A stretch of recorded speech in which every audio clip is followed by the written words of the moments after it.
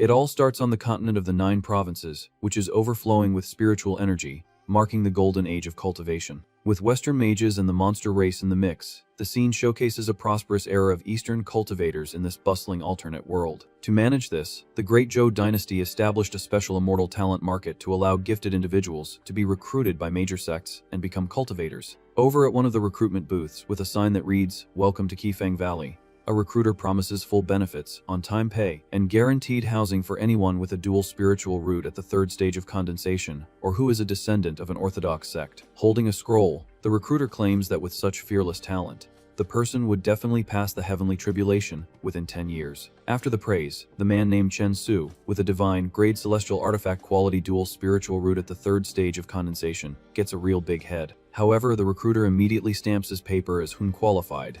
Utterly outraged at being rejected despite being a dual root genius, the man questions what kind of background this Qifeng Valley has to act like a major sect, while another brown-haired guy thinks his realm must be too low and decides to come back in 3 years. With a sigh of disappointment, the first senior brother of Qifeng Valley sits in his chair, fanning himself, and complains that out of all those people, there wasn't a single qualified one, and that each generation is worse than the last.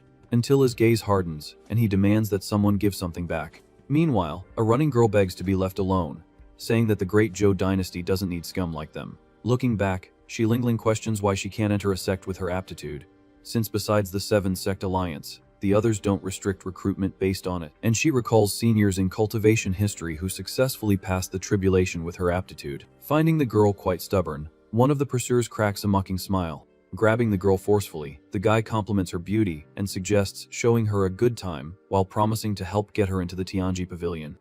Even with people around commenting that the Tianji Pavilion is one of the 7 sects and that it's best to avoid trouble and not mess with them, the girl tells him to stay away. Just then, a sheet of paper flies like a blade and cuts the man's hand, making him scream in pain. Calmly, with his fan in hand, the first senior brother of Qifeng Valley approaches the girl through the crowd. Annoyed by the interference, the pursuer asks where this pretty boy came from and how he dares to attack someone from the Tianji Pavilion. Unfazed by the threat, the cultivator just calls them a bunch of blind fools. With a simple flick of his closed fan, he unleashes a powerful gust of wind that sends the harassers flying. Completely impressed, the onlookers comment that the senior actually made a move and that he must be a big shot from a hidden sect to dare to teach the Tianji Pavilion a lesson. Bowing respectfully, Shi Lingling thanks her benefactor for the help, while he says it was nothing. At that exact moment, he notices a magic word written on the girl's back and lets out a murmur of surprise. Shocked to see the mark for trash on her back, he blurts out that she really has a crippled spiritual root, and the girl shyly confirms it.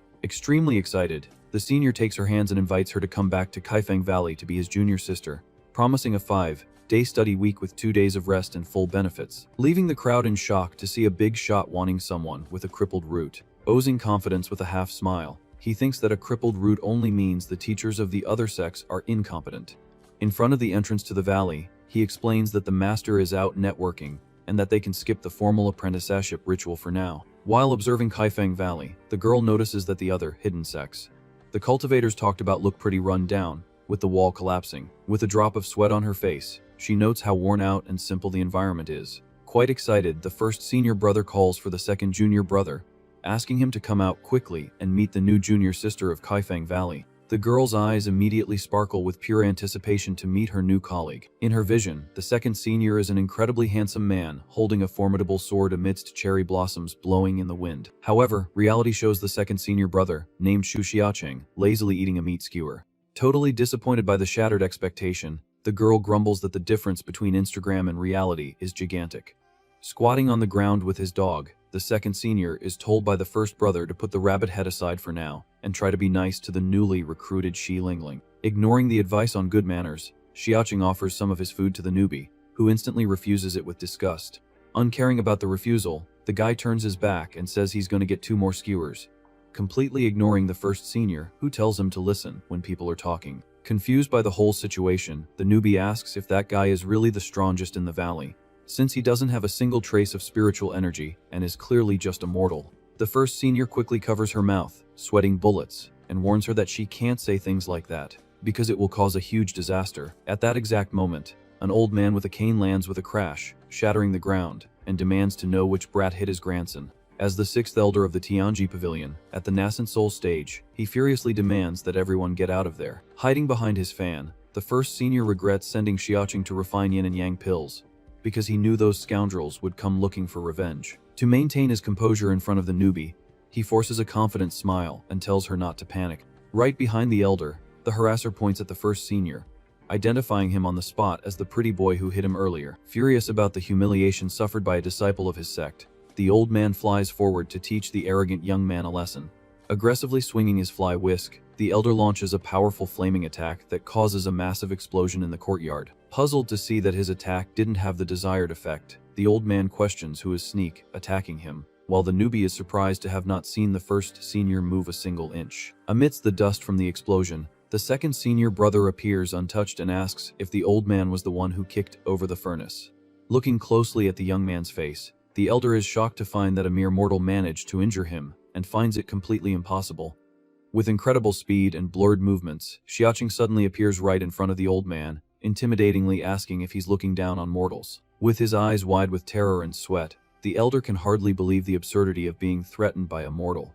In a brutal upward motion, the young man lands a devastating punch right in the enemy's stomach, tearing through his defenses. From the overwhelming force of the unseen blow, a huge wave of golden energy explodes in the air as the old man feels the full impact go through his body and deform his face. Unable to keep his footing, the elder is violently thrown into the air while his grandson screams his name in despair, watching the scene unfold.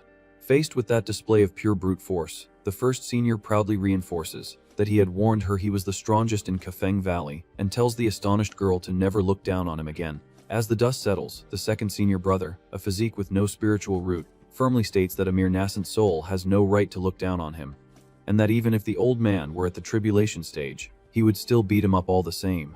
Revealed to be a lucky transmigrator from birth, Xiaoqing had been brought back to Kaifeng Valley by his master to begin his dream cultivation journey as an overpowered MC. Smiling confidently while carrying bamboo on his back as a child, the young boy blindly believed that his day to become invincible had finally arrived. Reality, however, proved to be cruel, as he had no bloodline talent or cheat system, let alone a spiritual root, which prevented him from even moving a simple sword resting in a stone. Unable to cultivate his energy, he could only watch helplessly from the dirt ground as his fellow disciples joined the ranks of cultivators, flying on swords one by one, leaving him to play with the dog on the rock until one day even the animal itself left him. Weaving cheerfully at the little dog who had achieved the Tao and began its cultivation floating on a lotus, Xiaoqing accepted being a mortal and gave up on flying, but as compensation, he became incredibly strong physically. As an example of his unrivaled brute force, a cultivator at the void returning stage once drew his family heirloom sword in the courtyard to try to intimidate him, claiming he wasn't qualified to be his second senior brother. At the end of that little conflict, the sword forged with extraterrestrial meteor iron was easily shattered by Xiaoqing with a single finger flick while he calmly chewed his snack. Calmly continuing on his way with his bamboo pole on his back, he left all those blind fools who had insulted the sect and mortals lying on the ground after their beating, serving as a living warning not to look down on mortals. Back in the heat of the current battle, the elder struggles to get up, trembling with rage, and questions how a mere mortal can possess such immense strength, swearing he has never suffered such humiliation before. Focusing all his fury and remaining spiritual energy, the old man invokes a glowing seal spell, claiming he was just careless for a moment, letting a dirty sewer rat see an opening. A gigantic and threatening blue wolf head made of pure lightning forms around him, preparing the attack he calls the Heavenly Secret. Frightened by the Cyan Wolf Bite technique, which is the ultimate skill of the Tianji Pavilion, the newbie shouts for the second senior to be careful, while the first brother reassures her with his hands on her shoulders, saying there's no situation that guy hasn't seen before. Completely certain of his imminent victory with lightning shooting from his eyes, the elder shouts that he will open the boy's eyes today to the insurmountable gap between a nascent soul and his useless mortal flesh. With a deafening, ferocious roar, the gigantic blue wolf avatar bites mercilessly towards Xiaoqing, who braces himself, firmly wielding his piece of green bamboo.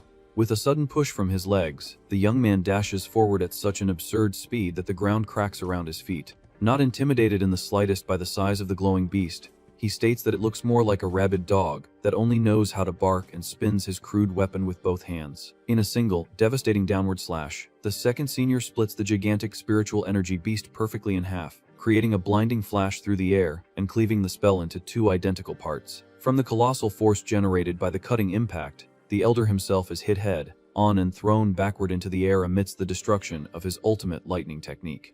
With his eyes wide in pure, uncontrollable despair, the old man is completely shocked and unable to understand how that absurd outcome appeared before his very eyes. Hit squarely by the brutal blow with the piece of bamboo, the elder is sent flying, spitting blood with his eyes wide with pure pain. With his firm stance after the attack, Xiaoqing holds his crude weapon, revealing he used the final stance of the dog, beating staff technique. Seeing the old man collide violently with the wall, supported by his despairing grandson, the young man from the Tianji pavilion asks in terror how Immortal was able to break a cultivator's technique. Casually wiping the corner of his mouth, the second senior brother makes a disdainful sound, not caring much about the damage caused. In a fierce spinning motion with his bamboo, he sweeps the other disciples away, angrily stating that dogs are not allowed on these grounds. Completely mesmerized by that display of strength, Shi Lingling clasps her hands to her chest, wondering how Immortal can be so strong and wishing she could be like him.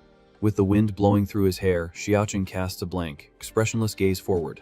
Desperate at the girl's comment, the first senior covers the newbie's mouth, sweating bullets, while begging her to never mention the fact that he's immortal in front of him. Trying to appease the situation under the threatening gaze of the armed young man, the fan-wielding cultivator calls for calm, saying the girl just arrived and doesn't know any better. With his dark eyes fixed on them, the second senior maintains a heavy expression, creating a tense atmosphere. Handing a small bag of grain to the confused newbie, Xiaoqing simply orders her to go feed the pigeons, completely changing the subject. Relieved with a hand on his chest, the first senior brother confesses that the guy scared him to pieces, while the girl blinks, not understanding anything. Over his shoulder, with the wind blowing leaves around him, the second senior tells the newbie that mortals can also become incredibly strong, and warns her not to look down on them. Watching the young man's back as he calmly walks away, Shi Lingling promptly agrees with the instruction. Clutching the small bag of food, the girl mutters to herself that she wasn't looking down on mortals, but just wishing she could become as amazing as him. Calling the new junior sister to the Davacote, the first senior explains that unlike the rest of the cultivation world that uses talismans, Kaifeng Valley still uses carrier pigeons. Leaning in slightly to whisper in the girl's ear, he reveals that the reason for this is because the second senior brother can't use spiritual energy to activate communication talismans. Enraged by the gossip, Xiaoqing throws an object right at his colleague's head, shouting for Feng Qinji not to think he can't hear him talking trash behind his back. Even with the bleeding wound on his head, Feng Qinji coughs to cover it up and instructs the newbie to take any letter that arrives by pigeon directly to the second senior. With a dejected and comical expression, the injured cultivator grumbles that it's nothing, and that he's already used to these mere fatal wounds. Inside a dark room, a mysterious figure silently waits for someone to come through the door. Under blue clothes revealing robotic parts, the seated person says they've been waiting for him for a long time. As soon as he enters the room with a satisfied smile, Xiaoqing rubs his nose, announcing his arrival. With a sudden pull on his collar by a mechanical hand, he hears the woman say there's no time to waste, and that they must begin immediately. Through the thin, illuminated curtain projecting their silhouettes, the scene shows the woman leaning over the young man as he groans in pleasure, praising the wonderful sensation.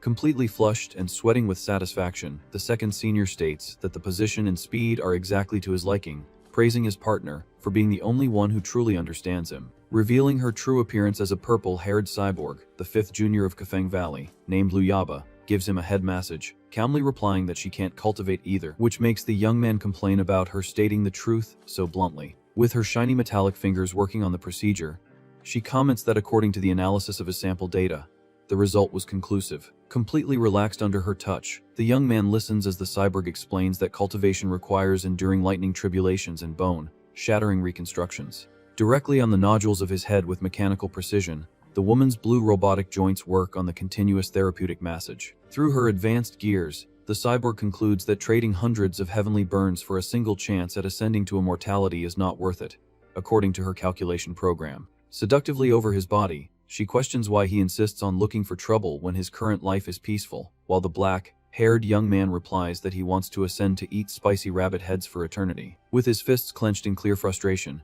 he grumbles irritably, asking why others can cultivate and he can't. At that exact moment, Shi Lingling throws the door wide open, excitedly holding a sealed envelope to announce that a letter has arrived for the second senior brother. Upon seeing the compromising scene of the cyborg leaning over the young man on the bed, the newbie's eyes go wide in pure shock. Completely red with embarrassment, covering her face with the letter itself, the girl stammers an apology for the interruption and says she'll leave immediately. After quickly processing the situation with her bionic eye glowing, the fifth junior sister asks the newbie to wait a minute. In the newcomer's frightened imagination, the cyborg takes the form of a tempting demon, praising her beautiful body and inviting her to cultivate with them, making the girl scream in terror, thinking she's seen a ghost. During the second senior's comical mental theater, he reflects on what to do upon encountering a wild, powerful cultivator with malicious intent in the wilderness while hiding behind a rock. Facing his old cultivator dog floating on a luminous lotus flower, the young man ironically concludes that as long as you believe in the light,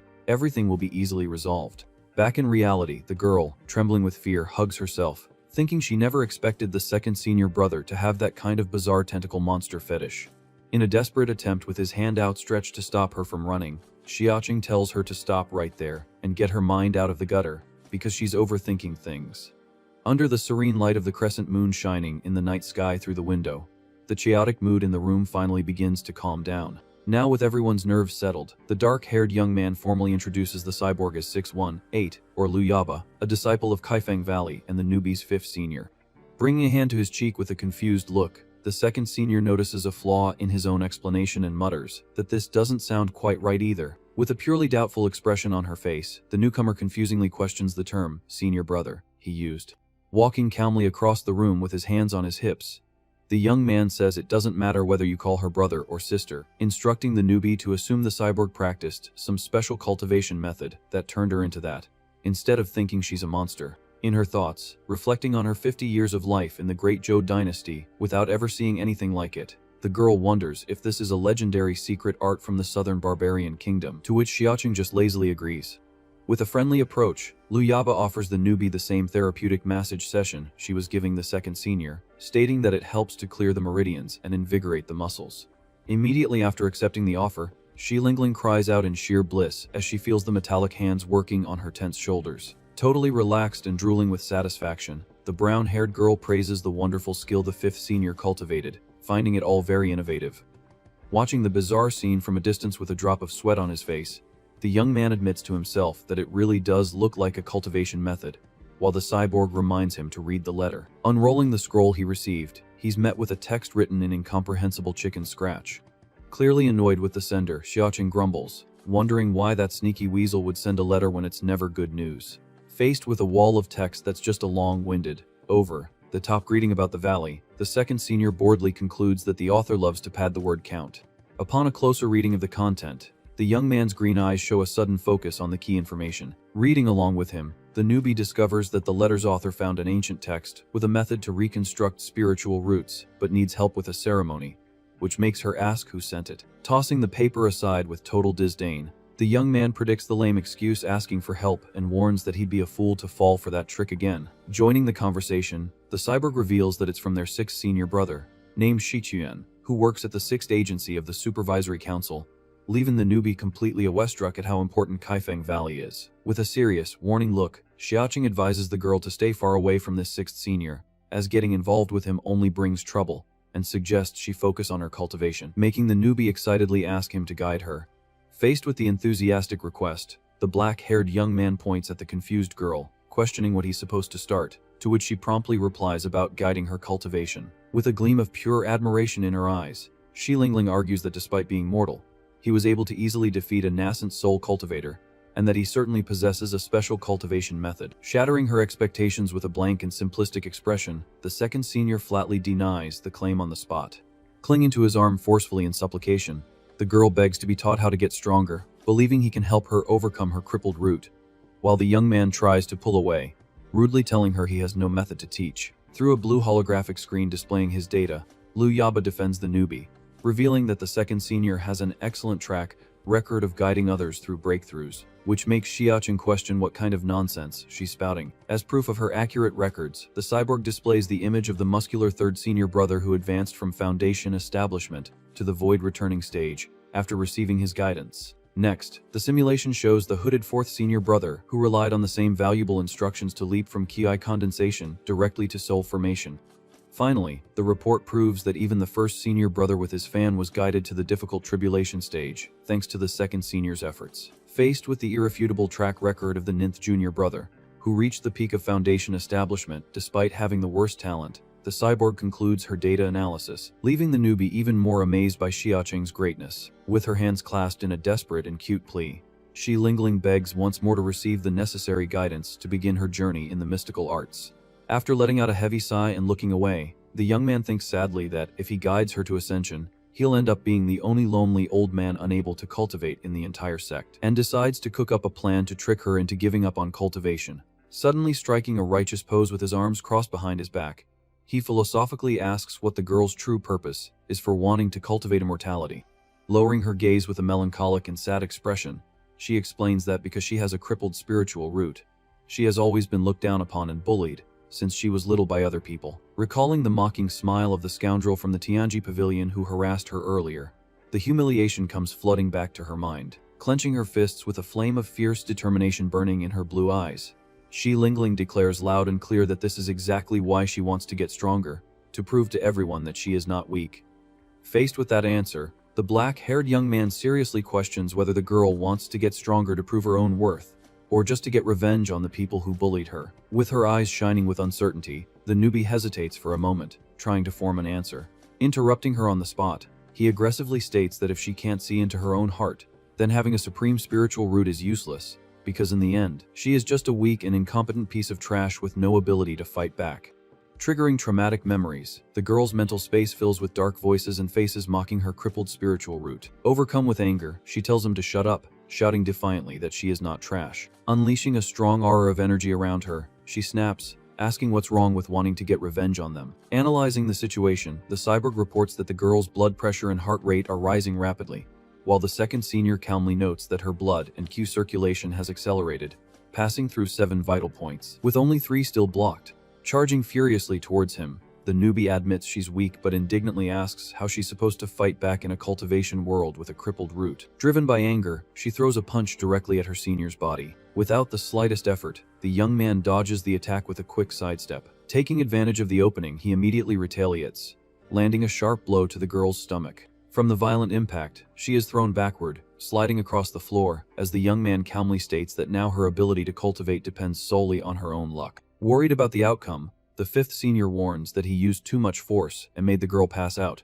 but the young man immediately denies it, assuring her that he had perfect control over the blow. Surprising everyone, the girl's eye suddenly opens, showing that she is still conscious. Lying on the floor, panting, she's shocked to realize her spiritual energy is skyrocketing. Feeling a warm current nourishing her internal organs, the girl is amazed to find her meridians have never been clearer. Unleashing a massive amount of aura, she groans as she feels this energy shattering the barriers in her body, layer by layer. Floating, enveloped in a brilliant light, the newbie successfully reaches the 5th stage of Q condensation, as applause echoes through the room. Very pleased with his own work, the second senior claps, celebrating his new speed record for guiding people, while the cyborg, sweating bullets, realizes he totally overdid it, since he only meant to clear her meridians, not cause a full-on breakthrough. In a comical mental skit of a dramatic romance novel, the 5th senior acts like an overbearing CEO, holding the confused newbie's chin and warning that women who play with fire always get burned. Keeping up the over-the-top act, she hugs the girl, talking about grudges from past lives. Back in reality, the newly promoted cultivator excitedly jumps around her savior, laying out a wild revenge plot involving a clerk who knows her rival's secrets. Striking a pose of extreme righteousness,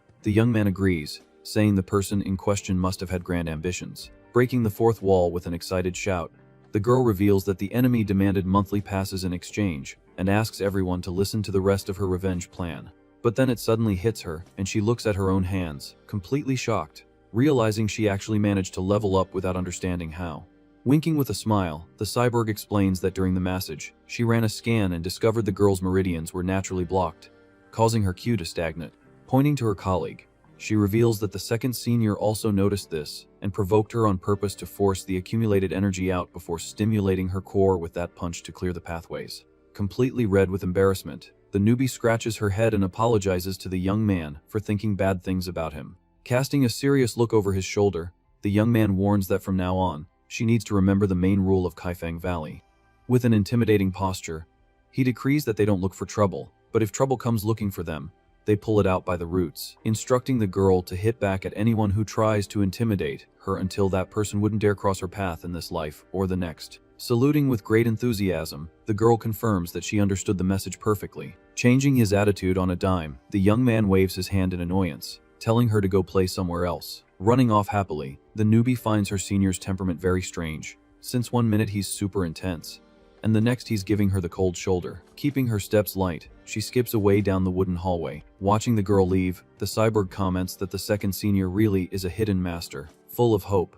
The new recruit thinks that, if she gets just a little more guidance, she'll soon be able to break through to the foundation establishment stage. Dancing under the moonlight in the courtyard, she imagines that this run down valley might actually help her achieve her dream in the world of cultivation. Back inside the room, the 5th senior comments casually that it must be nice to see the junior sister advance so quickly. With a closed and frustrated expression, the young man ironically agrees, muttering that it must be great indeed. Suddenly, the young man breaks down into comical desperate tears, biting his own sleeve, furious that he made the newbie jump 5 levels with one punch while he still can't cultivate, as the cyborg hugs him from behind, suggesting mechanical ascension since the flesh is weak. Suddenly, a gigantic explosion destroys part of a building outside, sending smoke and debris everywhere. Startled by the tremor while feeding the pigeons, the girl drops everything, asking in a panic if it's an earthquake. Smoke rises from the building's destroyed roof as 2 small figures argue near the rubble. Pointing a finger angrily, the dark-haired boy blames his companion, shouting that he told him to put in only 3 portions of the ingredient, but the idiot put in 5 and caused the explosion, making it clear that their second martial uncle is going to beat them senseless. Maintaining a neutral and serene expression, the other white-haired boy simply refutes the accusation, saying it was his colleague's fault. Running to the scene of the accident, the girl asks in astonishment if they were refining pills or making gunpowder. Confused, the boy with dark ears asks who she is, while the white-haired boy calmly explains that she's the new martial aunt whom their master tricked into joining the sect the day before. Maintaining a gentle and radiant smile, the girl introduces herself amicably and confirms that they are the 1st senior brother's disciples, named Yin Lizzie and Yang Lizzie. With his head down, the dark-haired boy confirms that they were refining pills but failed miserably, and now they'll be goners if the second martial uncle finds out about the mess. Without losing his cool, the albino boy suggests that the newbie try refining, which makes his colleague freak out, yelling that they only have 1 set of materials left. Desperate about the possibility of another mistake, the dark-eared boy warns that if they fail again, they'll be 100% toast. Pointing directly at the girl, the albino states that this is exactly why she should do it, to activate the beginner's protection bonus. Understanding the genius of the strategy, the aggressive boy's eyes widen in amazement at the idea. Without wasting a second, the duo shoves all the ingredients into the newcomer's arms and quickly backs away, saying the job is all hers now. Analyzing the recipe on a piece of paper, the newbie kneels before the intact cauldron and decides she'll give it a try. Focused on the process, she positions her hands in front of the furnace and begins to channel her pink spiritual energy directly into the metal. Sweating bullets from fear, the 2 young apprentices hide behind a wooden cart to safely watch the result. An hour later, an intense golden flash erupts from the cauldron, amazing the dark-haired boy who claims he's never seen that light in refining before, confirming that it worked. Collapsed on the floor from sheer exhaustion, the newbie takes a deep breath, celebrating the surprising success, noting that alchemy is actually quite simple for her first attempt. Curious about the result, the somber boy uses a wooden tool to remove the supposed pill from inside the bronze container. Observing the newly crafted content, the 2 boys remain in absolute silence with expressions of pure disappointment. In tears, the dark-haired boy screams in despair that they're ruined, because the last batch of ingredients went to waste, since she produced "eat that thing." Drawn by the noise, the 2nd senior walks over to the site with an authoritative posture, wanting to know if they blew up his alchemy room again. Without a second thought, the 2 apprentices point directly at the newbie, blaming the girl for the situation. Extending his hand, the dark-haired young man picks up the small, dark sphere that resulted from the refining. Analyzing the object up close, he stares at the girl, asking if she made it herself, which she shyly confirms. Hiding behind him, the apprentice mutters that if the martial uncle wants to punish someone, he should go after the newbie, while she shrinks back regretfully, justifying that she just wanted to help. However, upon sniffing the small pill, the 2nd senior's eyes widen in shock as he realizes the result is actually a perfect celestial grade item, leaving everyone dumbfounded. Changing his tune, he gives a thumbs up with a smile, praising the girl's good karma, who is left confused about the connection. With a serene and philosophical look, the young man explains people think alchemy depends on experience and flame control, but in reality, depends purely on karma, just as advancing in cultivation requires a clear mind. Soon, a manic and terrifying smile spreads across his face as he notes that a mere beginner managed to refine something of that magnitude, concluding that she is a true gold mine for the sect. Coughing into his fist to hide his craziness, he regains his serious composure, handing her a new recipe to follow for the next batch. Using her hands, the newbie follows the new instructions, throwing powdered milk, sweet nectar, and fish mint into the dark cauldron. Utterly confused by the final result, the girl holds a cup full of liquid with little balls at the bottom, asking what on earth it is. Holding the cold drink with a straw, the young man takes a generous sip and lets out a satisfied compliment on the tasty bubble tea she prepared. Holding the cold drink with a sly grin and a dark aura, The second senior praises the girl for being an alchemy prodigy capable of making a modern product, like bubble tea, and decides it's time to train her properly. Utterly confused by the sudden change in attitude, the newbie just asks where the senior brother wants to take her as he excitedly pulls her by her clothes. With a wicked laugh and eyes glowing frighteningly, the young man invites her to help him refine a massive treasure, while the girl cries in deep panic at his demonic expression. Watching the scene from afar, the two little alchemy apprentices stay hidden, silently hoping the newbie can survive the training. In a theatrical setting, illuminated from behind the cauldron, the newcomer asks her colleagues what secret spice was added, because the mixture smells incredibly good. Hiding in the corner of the room, the senior calmly mutters that the ingredient isn't really a big secret. Above the hot container, colorful icons of likes, favorites, and monthly passes fall directly into the mixture. Due to his natural ability, Xiaoqing begins to frantically supervise the newbie's every pill creation, resulting in a shower of ultra-rare items pouring from the small cauldron as the girl works up a sweat. Acting like a true maniacal taskmaster, the young man cracks a whip, demanding the junior sister put more force into the refining because his ascension depends entirely on her, while the girl cries, fanning the fire with two fans next to a mountain of perfect pills. Completely traumatized, Shi Lingling hides, trembling in some bushes in the garden, mentally pleading not to be found. Pushing aside the foliage with a lunatic smile on his face, the young man discovers her hiding spot, telling the girl to hurry up and get back to pill cultivation with him, making the newbie scream in absolute terror. Exhausted from so much work, she finally gets to rest, soaking in a hot bath in a wooden tub, lamenting that she's dead tired. Suddenly appearing through the bathroom window, the senior yells at her not to be lazy because the ultra mega super Q condensation pill depends solely on her, while the girl sinks into the water, screaming that he's a pervert. Faced with her accumulated exhaustion, the newbie cries desperately, pulling on the senior's clothes and begging him to stop the training, while the young man, sprawled on the floor, squirms, saying he's not tired and demanding the super condensation pill to appear. With the passing of a month after this episode, the scene displays a blue and white pattern of detailed martial tiles. Observing a huge text box in the air complaining about how he excessively exploits others and wastes celestial treasures without any humanity, Xiaoqing raises his hand, indignant at the narration of his own story. Without wasting time, the second senior delivers a violent punch, shattering the floating screen while furiously yelling that the narrator shouldn't think he's immune to a beatdown. Far away, the gloved hand of a mysterious figure reaches for a glowing, floating letter, threatening the second senior for thinking he had no way to handle the situation. Caressing the pendant on his clothes, the long, purple-haired young man smugly states that his title of sixth brother didn't come from nowhere. Sitting comfortably in his wooden wheelchair, Shi Lai sighs, contemplating the landscape and predicting that the peaceful and tranquil days of Kaifeng Valley are about to end. Returning to Kaifeng Valley, a carrier pigeon flies through the skies of the sect's main area, delivering the correspondence on that quiet morning. Already accustomed to the daily chaos after overcoming the initial terrors, Xiaoqing's hands calmly hold a roasted meat skewer. Sitting next to Feng Qinjiu, the fan-wielding cultivator praises the newcomer's diligent cultivation, pointing out that despite the slowness, she is much stronger compared to when she had a completely crippled root, a fact the colleague in black clothes casually agrees with. Remembering an important detail, the first senior mentions that the pills she refined are excellent for focusing the mind and helping with stage breakthroughs, distractedly asking if his companion has eaten any. Cutting himself off mid-sentence, sweating in absolute terror, Feng begs his companion to stop hitting him before he gets punched straight into celestial ascension, while Xiaoqing darkly realizes with anger that the pills are of no use to his mortal body or the newbie's crippled root. Suddenly breaking the tense atmosphere, Shi Lingling comes running happily to greet the two seniors, wishing them a good morning. Looking closely at what he's carrying, she curiously notices the letter with a red wax seal in his hands. Casually chewing his skewered meat, Xiaoqing holds the envelope, confirming that the mail came from the sixth senior, while the fan-wielding brother suggests burning it all immediately. With a smile on a finger on her cheek, the brown-haired girl finds the reaction strange and innocently informs them that the sixth senior brother sent that message specifically for her. Shocked by the information, the young dark-haired man immediately questions what kind of dirty trick that blasted sender must be hiding up his sleeve. Reading the paper's contents with confusion, Shi Lingling discovers that the sender is cordially inviting her to participate in the event at the Rai 4 Symbols Formation. Used by the Supervisory Council to suppress large entities of terror in a complex environment full of monsters, the gigantic blue formation glows, its energies kept active periodically by recruited cultivators.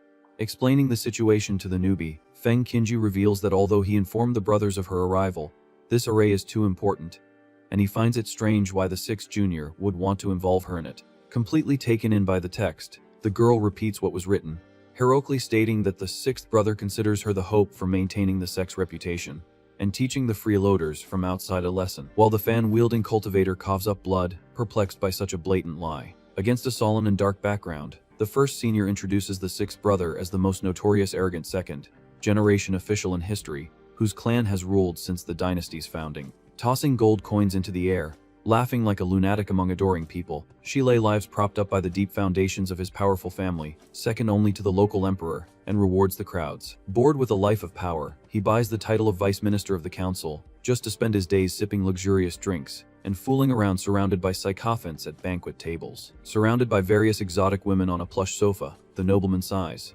saying he misses his martial brothers and decides to visit them with some gifts. Taking the form of a sadistic smuggler in Feng's memory, the sixth brother would bring illegal items disguised as good things just to test them on his own sect mates. Fearing the description of that nightmare, the newbie trembles in fear, asking if the senior in question is really that terrifying in real life. Threateningly discarding the skewer stick, Xiaoqing changes the subject, asking in which direction this sixth brother's family estate was located. Charging forward with a bamboo pole in hand, furious and full of murderous intent, he is held back by the girl and his fan-wielding colleague, saying he's going to crush that scoundrel.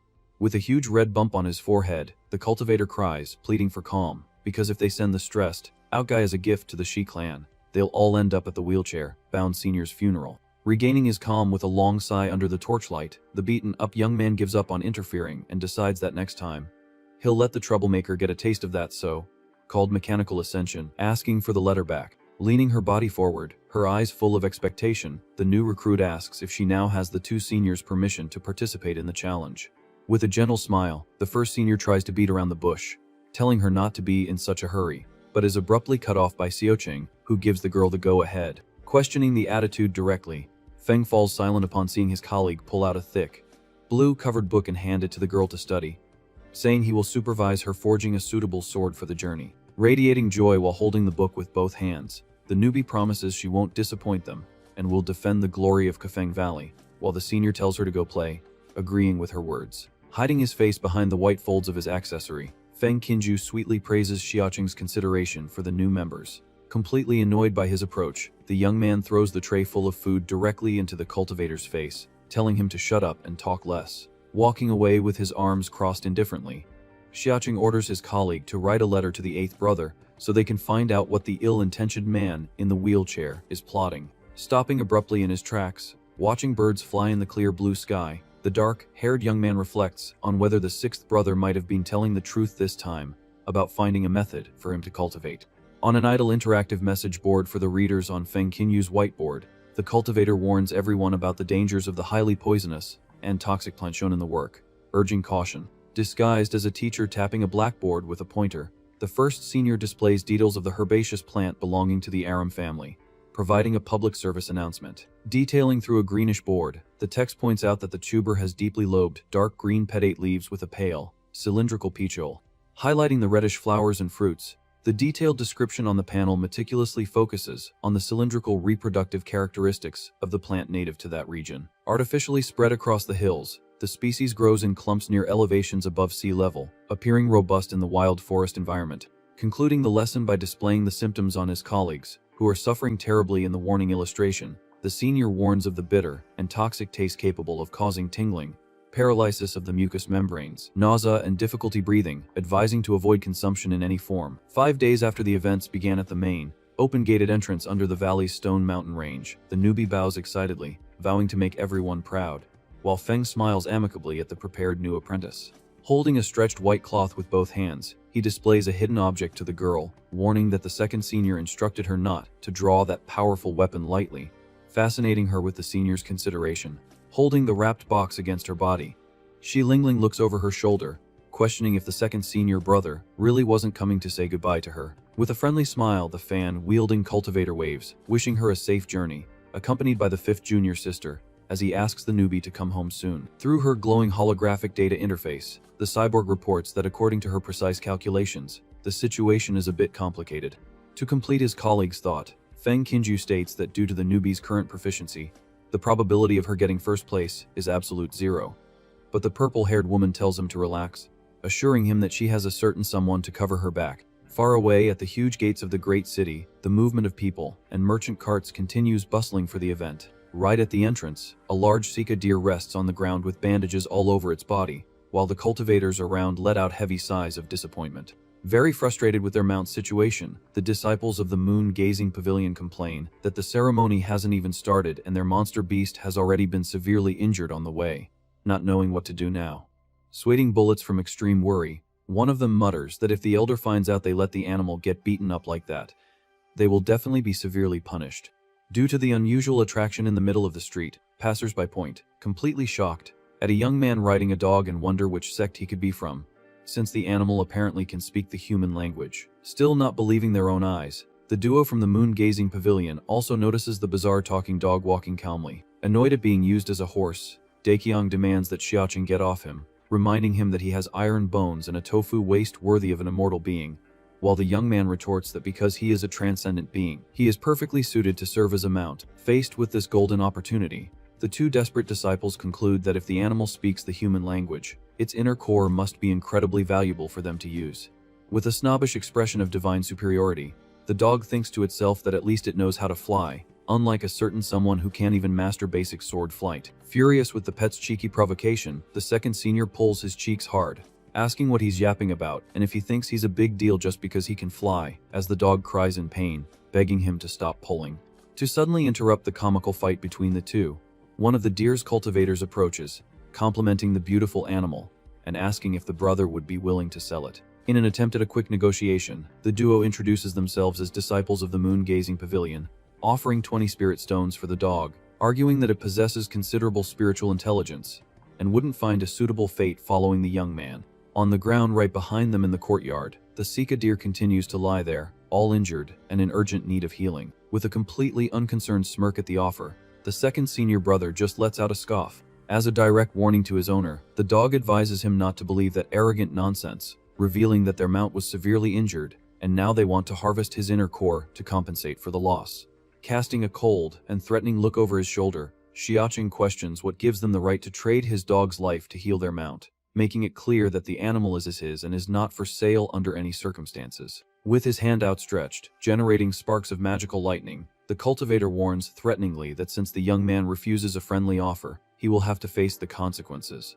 By the power of his glowing energy, the man invokes a circular lightning array on the ground, isolating the injured beast under the electric barrier. Without letting go of his pet's neck with complete calmness, the dark-haired young man intimidatingly asks if the opponent intends to take the dog by force or take him instead. In the blink of an eye, a thunderous flash hits Daekyong head on, filling the animal's body with violent electric currents crackling through the air. Amidst ladder of superiority, the aggressor states that dodging is useless because even Foundation establishment cultivators struggle to withstand that attack, guaranteeing that now their deer is safe and the elder won't punish them in any way. Casually dusting off his own clothes without a single scratch, the second senior grumbles impatiently that these magic attacks are very annoying. To solve the problem without much effort, the young man says he'll leave this matter in his pet's paws, and the dog lunges forward, barking that it's no problem at all. With a brutal and destructive impact on the stone ground, the animal shatters the surface, creating cracks that completely break the enemy's magic lightning circle. Propelled by a terrifying force in its hind legs, Daekyong leaps through the air, furiously charging at the cultivator who retreats in terror, not understanding what is happening. With his teeth bared and eyes glowing in a beam of fury, the dog lets out a roar, mocking the absolute look of astonishment on the opponent's face at the moment of impact. In a perfect spin through the air with extreme martial agility, the animal lands a devastating kick directly to the aggressor's face, using its special whirlwind technique. From the overwhelming force of the blow to the head, the man is thrown to the ground next to the deer, while his companion backs away, frightened, commenting that there is something very wrong with that animal for it to be able to perform elaborate techniques. In response to his partner's fall, the other disciple creates a water whip with his magic, vowing to capture the master first, because crushing a mere mortal without a cultivation base will be as easy as stepping on an ant. Under the sinister light of the enemy's water magic, the main character, with a vacant and deadly gaze, murmurs icily, preparing his own counterattack. Full of rage next to his owner, Daekyong just warns the enemies that they are actively courting their own doom by insulting the young man. Suddenly, the pet is thrown far away after receiving a kick from its own owner, falling and crying out in despair about why the enemy had to provoke the MC's stress like that. In an absurd charge that leaves a trail of dust and overtakes the dog, sheching flies with his leg extended, planting the sole of his boot with brutal impact directly into the water cultivator's face. Back on the ground, landing with an imposing and serene posture, he questions if the guys are really looking down on mortals and offers to give them a prolonged taste of the pain that a purely physical attack brings to their fragile bodies. Sprawled face down with a huge red bump throbbing on his head after the kick he took, the animal whimpers in tears that he may not be human. But the main character is definitely the real wild dog in the relationship. At the registration area for the four symbols array, the two beaten cultivators walk, limping and leaning on each other, swearing on their lives that, if they find that scoundrel, they'll make him and his dog pay dearly. Noticing their miserable presence approaching, a man with a top-knot smiles, immediately recognizing them as the Taoist fellows from the moon-gazing pavilion. Belonging to the arrogant Bright Moon Village, the guys start to mock them, saying that with their torn and dirty clothes, they look like disaster refugees, bursting into general laughter as they point to the exact dog pog print stamped on one of their faces. Outraged by the unprovoked taunting from the other group, the injured cultivator curses loudly, questioning if being humiliated once in a day wasn't enough for his suffering, until he notices with surprise someone arriving right behind them. With her large box strapped to her back, walking innocently, she Lingling stops in her tracks, observing from a distance that some kind of commotion or fight seems to have started over there. With a gigantic spiked mace in his hands, a very muscular bald man points his weapon and tells that bunch of loser beggars to get lost, in a highly aggressive tone. In a brutal and merciless move with his heavy weapon, the brute strikes the cultivators from the moon pavilion, sending them both flying through the air without any mercy, amidst their screams of pain. In the face of the others' misfortune, the fallen and injured aggressors call the guys pieces of trash for thinking they have what it takes to participate in the array, telling them to run back to their mummies' laps.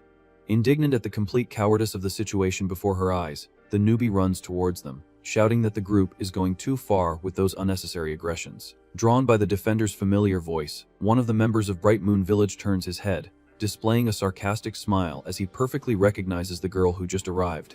As they look the ponytailed young woman up and down, the sect members immediately identify the girl as the useless one who was kicked out of their village some time ago. Deeply affected by the painful insults she had just heard repeated, she Lingling frowns, repeating the words useless trash, in a tone of silent, indignant revolt. In a small, playful imaginary theater in the reader's minds, the second senior walks through the flowery courtyard with Dikyang, cheerfully singing about having a big yellow dog that he never used to ride before, sitting comfortably on the animal's back as it runs down a dirt road.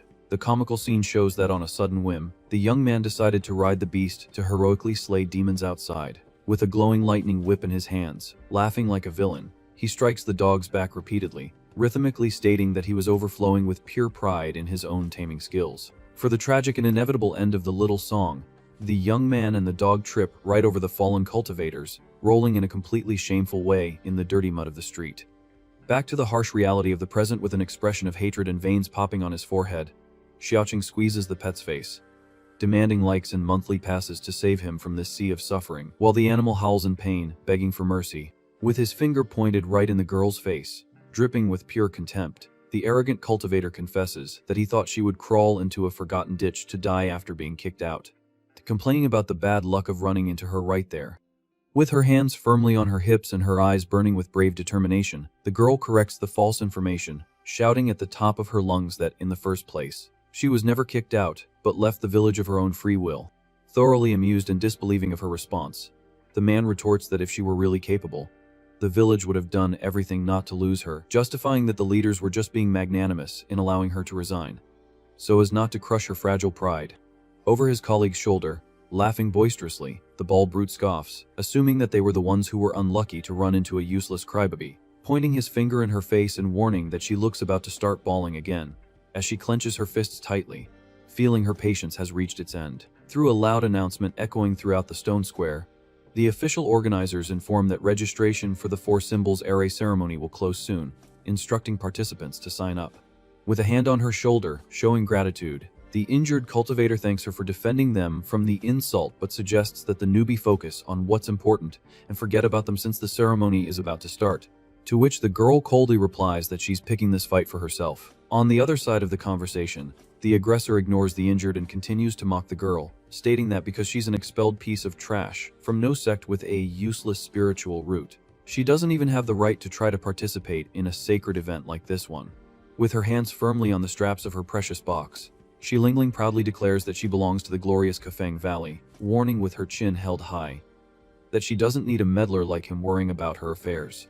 Offended to the extreme by the audacity of that response, the two bullies start calling her shameless, mockingly questioning where on earth this completely unknown Kaifeng Valley came from. Hiding in a bush, calmly enjoying a slice of watermelon, the second senior mutters to himself, annoyed to know that outsiders think that any backwater sect from who knows, whereas getting free passes to the supervisory council. About to leap from the leaves to jump on the offender's necks in anger, the dog is silenced and held back by its master, who squeezes its snout, telling it to be calm and wait to see how things unfold. As a classic sign of mockery, pointing their fingers and laughing, the enemy duo gleefully concludes that some backwater sect and a useless, rooted woman really are a perfect match, proving the saying about birds of a feather flocking together once and for all. For the first time after so many accumulated insults, Shi Lingling's gentle gaze completely darkens, replaced by a somber expression overflowing with pure murderous rage. Completely oblivious to the mortal danger he has summoned upon himself, the bald brute laughs loudly with his eyes closed, fully agreeing that Kaifeng Valley must be a huge dumpster to pick up a piece of trash like her. With frightening speed that blurs her own silhouette, the girl closes the distance and lands a colossal slap right across the loudmouth's face, sending the man flying and spinning through the air from the impact of the blow. Thrown with extreme and uncontrolled violence, the man plummets headfirst, crashing through a local food stall and scattering juicy peaches and startled chickens all over the market. Without losing her fierce momentum after the initial slap, she charges forward with her arm extended, delivering a devastating punch to the second bully, while yelling that he has humiliated her several times for no reason and now deserves a good thrashing as punishment. In an absurd display of flexibility, propelling her body through the air, the newbie lands a simultaneous aerial kick directly to the chin of both the bald man and his goon, shouting at the top of her lungs that they deserve an even bigger beating for daring to tarnish her sex name. Back on the stone ground with extreme lightness and a clean landing, the young woman assumes her martial stance, amidst the destroyed market filled with sprawled bodies.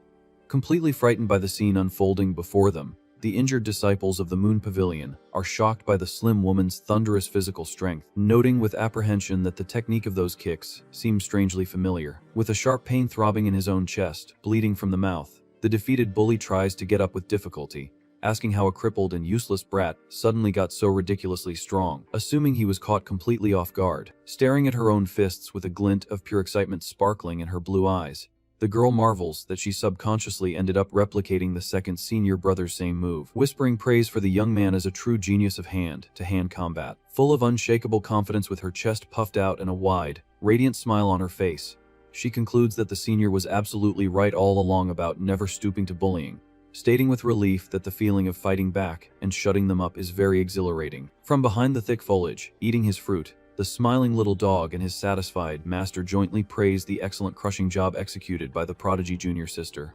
Suddenly cutting short her moment of euphoria, the girl turns her head, startled, as she clearly hears the threatening voice of a leader approaching. Consumed by the uncontrollable red fury of being humiliated in front of everyone at the official registration, the injured cultivator leans on his bald partner's shoulders, spitting heavy curses and swearing with mortal hatred that the girl made the worst mistake of her life by hitting them. Without being shaken for a second by the destroyed enemy's shouts, she turns calmly to face the duo and asks in an acidic tone if they're still not satisfied and want another beating. Driven to the absolute limit of his little sanity by that cynical and provocative response, the short man loses his composure, summoning a colossal amount of fiery spiritual flames around his entire body, screaming that he will use his fire soul to toast her useless body. Facing the threatening and scorching wall of lethal flames, Shi Lingling maintains her serious face, narrowing her eyes, and fixing all her attention and concentration on the enemy's next move without retreating. Across the stone courtyard of the main complex, the massive heatwave spreads widespread terror at the exact moment the officials of the great houses finish counting the registered participants for the array gates. As they see the explosion of flame magic violently take over that area within a radius of several meters, the spectators scream in panic and stampede, desperately running for their lives and bumping into each other. With an unbreakable determination moving her tense muscles, holding the box on her back tightly, the newbie charges forward decisively, putting everything she has into a direct clash with the incandescent whirlwind. In a brave and almost suicidal leap directly into the swirling orange bonfires with her fists out in front, she completely tears through the dense, smoky curtain, ignoring the threats uttered by the desperate cultivator on the other side. Extremely surprised by the newcomer's impossible audacity in deliberately diving into the tragic, destructive soul fire without any defensive cultivation, the two aggressors watch, stunned with their mouths open, at the woman's unstoppable charge through the inferno of flames to strike them again. In the midst of the suffocating heat, the fire cultivator screams desperately for the girl to get out of the way and not block the path as she relentlessly advances. Propelled by courage, the newbie breaks through the huge wall of destructive flames, pushing the aggressors back with full force. From the direct and brutal impact of the charge, the man's face is hit with so much force that it makes him spit blood into the air. Totally defeated and sprawled on the ground, the two bullies from Bright Moon Village lie there while the spectators watch the scene, perplexed. Dusting off her hands, the girl adjusts the large box on her back and declares that registering for the event is much more important than wasting time with them. Elsewhere, a floating announcement advises that there's no need to queue up at the last minute, calling the supervisory department unreliable, as Xiaoqing, accompanied by the dog, praises the situation. With a thoughtful gesture, adjusting his gloves, the second senior brother deduces that although Bai Lai is unpredictable, he doesn't mess around with official business, and something must have forced him to speed things up. With his eyes fixed on the building ahead, the young man says he needs to find this Bai Lai to sort something out, telling the pet to follow and stay with the girl. Curious as to why his master isn't going along, Daekyung listens as the young man explains that he saw those vengeful guys from Bright Moon Village, and that they will certainly try to get revenge on the junior sister. Walking calmly away, the senior states that the girl has grown up and it's time to let her go on her own, while the dog sighs, resigned to having to play babysitter still. In a comical mental skit about being reincarnated into a book as the villain with only a rooster, the narrator questions how to ensure a life of wealth. As the first option, the scene suggests creating a tragic story with a sad soundtrack and living as a dramatic storyteller on the streets. In the second alternative, the idea is to use the egg-laying rooster to become a legendary chef, making the dog bark while dressed as a bird as Xiaoqing sweats in confusion. For the last crazy option, the skit shows the breaking of the fourth wall using monthly passes to break physical limits, with the girl running through the barrier. In the misty labyrinth forest, the scene displays the dense jungle as the official announcement declares the start of the point-based challenge. Due to the rule that will award the highest scorer, the girl walks cautiously through the dense and frightening fog of the labyrinth of huge roots and trees. Suddenly, a strange floating creature attacks the newbie from behind while the rule states that defeating these beasts grants the necessary points. In a quick response, the young woman fires a sphere of blue energy directly at the monster, knowing that stronger creatures yield much greater rewards. Quite proud of her first victory, the cultivator holds her luminous prize with a confident smile on her face. Upon checking the display on her golden tablet, she confirms with satisfaction that she has already accumulated 100 points right off the bat. Excited by her progress, Shi Lingling raises her hand, declaring that she needs to win first place to prove her worth and bring glory to Kaifeng Valley. Across the gray sky of the dark forest, a flock of birds flies away in fear, indicating suspicious movement in the surroundings. Carefreely on the path, the second senior is being watched from a distance by a monstrous being hidden behind a thick tree trunk. From the shadows, with a terrifying roar, the gigantic beast with sharp claws lunges forward to devour the dark-haired young man. Without wasting a second, Xiaoqing lands a direct, clean punch right in the creature's face, telling the beast to shut up. With the brutality of the impact, the immense monster is thrown far away, colliding violently with the trees in front of a startled cat. Behind a nearby tree, a participant falls into absolute despair, crying in terror as he witnesses the monstrous strength crushing the beast. Standing over the fainted cultivator on the ground with his eyes rolling, the senior grumbles that the guy passed out just from seeing that, and would have become monster food if he hadn't been passing by. Near the man, picking up the golden tablet, the young man concludes that this event is just a scam by there to trick idiots into providing free labor. Right after understanding the farce, the main character's gaze is drawn to something eye-catching happening nearby. During the inspection of a glowing yellow array on the ground, the young man notes that a smaller formation like that wouldn't exist on its own. There must be others around. A little further ahead, upon finding a second purple magic circle, he steps on the symbol, confirming his initial suspicions. From atop a rock, analyzing the patterns, the young man understands that these smaller arrays form the cores and integrate to create the four great gates of the formation. In the overhead view, the illustration shows that all these parts magically combine to generate the complete four symbols array in the end. Under the intimidating image of a demon king, the senior recalls that this type of complex spell is used to suppress gigantic horrors and ancient vicious beasts. Due to Bai Lai's sudden rush to organize everything, the cultivator wonders if there could be a serious problem with the central seal. To prevent a tragedy, the young man decides he needs to find the newbie as quickly as possible in the middle of the woods. Suddenly, he notices the cultivators from Bright Moon Village sneaking through the dark tree trunks. Still indignant about the beating he took, the short-haired man swears that as soon as he finds the girl, he will make her pay 1,000 times over for humiliating him. To calm his partner, The bald brute reveals he heard a deacon talking about a central swamp full of great demonic energy and dangerous monsters lurking. With a wicked smile, agreeing with the plan, the leader flatters the big guy, saying that using the creatures to do the dirty work and finish her off is a brilliant strategy. Quickening their pace, the duo advances together, agreeing to lure the newbie straight into the deadly trap in the swamp. On the dirt ground, a small map with circles marks the elaborate plan of the aggressors in simple detail. Under the force of his boot, the second senior unceremoniously erases the lines in the dirt, pressing his soul into the ground. Confident in the girl's safety, he sighs, thinking that as long as the dog Daekyung is by her side, there's no reason for real concern. Back on the path, the senior decides that his top priority at the moment is to investigate a little more about how that giant array works. Hearing a strange rustling from the bushes, he turns his head sharply, demanding to know who is hiding there. From the shadows, with a knife in hand, a man with a crazed appearance laughs macabrely, muttering about sacrifices for a great ceremony. With red eyes and a disturbing smile, the man says he will offer their lives to the great sovereign as long as the entity's wishes are fulfilled. Confused, with a drop of sweat running down his face, the main character asks if the guy is feeling okay. Without answering the question, the man charges forward frantically, surrounded by a glowing aura, asking for blessings for the king's rebirth. Observing the abnormal aggression, the black-haired young man quickly realizes that the opponent is under the deep influence of some mind control spell. In an extreme use of his brute force, Xiaoqing lands a devastating punch right in the lunatic's face, naming his move the Prodigal Son's Return Punch.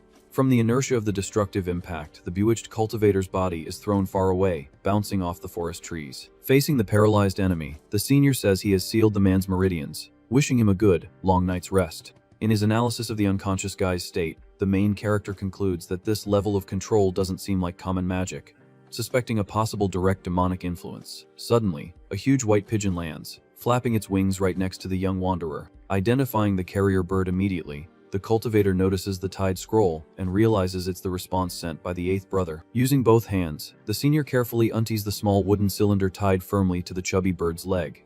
With anticipation and the paper open in his hands, he mutters that he will finally find out what the sixth brother's real scheme is. Focused on reading, the young man analyzes the message's content, maintaining a completely serious expression. Suddenly, his pupils dilate in pure shock and tension as he understands the terrible gravity of that revelation. With the paper crumpled tightly in his hand, he breaks into a desperate run through the forest, shouting that the whole situation is extremely bad. Amidst the urgent scene, a yellow magic talisman burns quickly, its sacred symbols disintegrating in the air. In a new mental theater, the narrative presents the girl as Xiao Mei, who worked late and was attacked by an unidentified creature, being chased through the jungle. Luckily, having a monthly pass, the skit shows her gaining power to obliterate the beast with ease in a fulminating blue flash. Meanwhile, in the imagination, the boy without a pass ends up tragically ambushed by the monster boss, suffering in the sharp claws of danger. For survival and the illusion, the player reloaded the save point, begging for donations to help the main character escape the worst. Back in the real world, the confident cultivator asserts that breaking into the top 5 will be easy after she defeats the dark monster before her, vowing to make her sect proud. In the midst of her absolute focus, the young woman's eyes widen in surprise as she perceives a sudden movement, marking the environment with danger. Leaping agilely backward, she narrowly escapes an explosive, cutting attack that destroys the stone ground where she was standing. Completely annoyed by the cowardly interference, the newbie turns her head, demanding to know who launched that sneak attack from the middle of the trees. With steps full of scorn, the two aggressors from Bright Moon Village mock her, saying she's still a dreaming piece of trash for struggling so much to kill a low-level demon. From her box, a dazzling, glowing sword of pure energy is drawn as she Lingling refutes the insults, stating that she will use the weapon forged by her master to teach them an unforgettable lesson. Faced with the flash of the powerful, newly revealed divine weapon, the enemy leader panics completely, sweating bullets, unable to believe that a useless girl managed to get such a high-level piece of equipment. Pointing her new shining weapon towards the enemies, the girl tells them to taste the power of her sword, revealing that the divine item is actually a giant crystallized hawthorn skewer. Faced with that bizarre sight, the two aggressors burst into laughter with tears in their eyes, wondering through their fits of laughter why it's a street food candy. With a finger pointed at the newbie, the short-haired leader scoffs, stating that this is exactly what's expected from trash items forged by a useless sect. Totally furious and surrounded by a pink aura, the bald brute leaps, delivering a crushing blow with his heavy weapon. Holding her sweet skewer firmly, the girl retorts the mockery, questioning what they're laughing at and guaranteeing that the unusual weapon is still more than enough to take them down. In a sudden advance, the bald man swings his enormous meteor hammer, warning that he'll make the girl taste the power of 10,000-year-old deep iron. Without retreating a single millimeter, Shi Lingling swings her crystallized skewer, announcing the first move of her Hawthorn sword art. With a devastating clash, the enemy's heavy weapon is perfectly split in half, leaving the big guy clutching his own head in despair, while his partner questions, in shock, what the heck that candy is made of to be able to break it. Fallen to the ground in tears over the loss of his weapon, the bald man cries while the arrogant cultivator tells him to forget the details and focus on following the plan.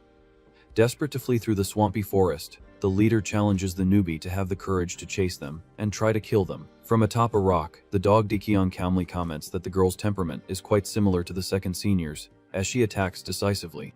As he stretches, the animal concludes that he won't need to interfere, while a gigantic purple monster with yellowish eyes silently emerges from the swamp waters just below.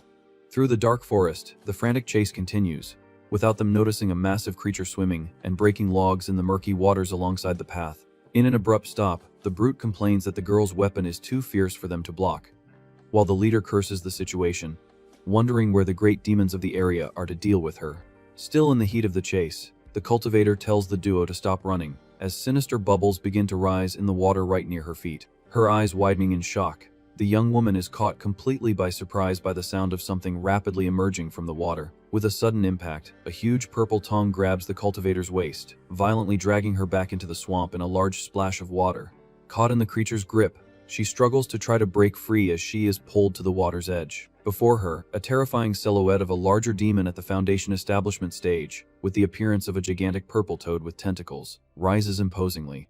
In celebration of the ambush, the two enemies from Bright Moon Village laugh wickedly, decreeing that the girl's end has finally come. Suddenly, the gigantic monster swings its fleshy tongue, throwing the arrogant duo far away with a brutal impact. Supported on one knee, holding her crystallized weapon firmly, the newcomer mutters, annoyed with the situation. Without wasting time, the monstrosity extends its massive, suction-cup paw, trying to grab the fallen girl. Facing imminent death, Shi Lingling freezes with her pupils constricted in pure terror. Cutting through the air in a flaming flash, a direct attack hits the creature head on in a fiery explosion. From the brutality of the surprise impact, the gigantic monster is thrown backward, raising a huge wall of water. Turning her head, the newbie is met with the sight of the small, flame-engulfed canine figure placing itself protectively right in front of her. With a fierce aura and eyes shining like fire, Daekyang aggressively asks how a mere toad dares to act so insolently in his presence. Back on its feet, the gigantic purple beast stares at the small, flaming animal on the swampy ground. Utterly terrified, the immense demon shrinks back, bleeding from the attack, and begs for forgiveness, asking what Lord Daekyang is doing in this place.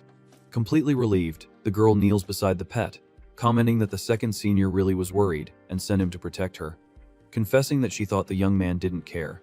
Hiding injured in the bushes, the two villains curse the fact that another monster appeared and is allied with her, concluding that they can't win alone and need to bring a bigger demon into play.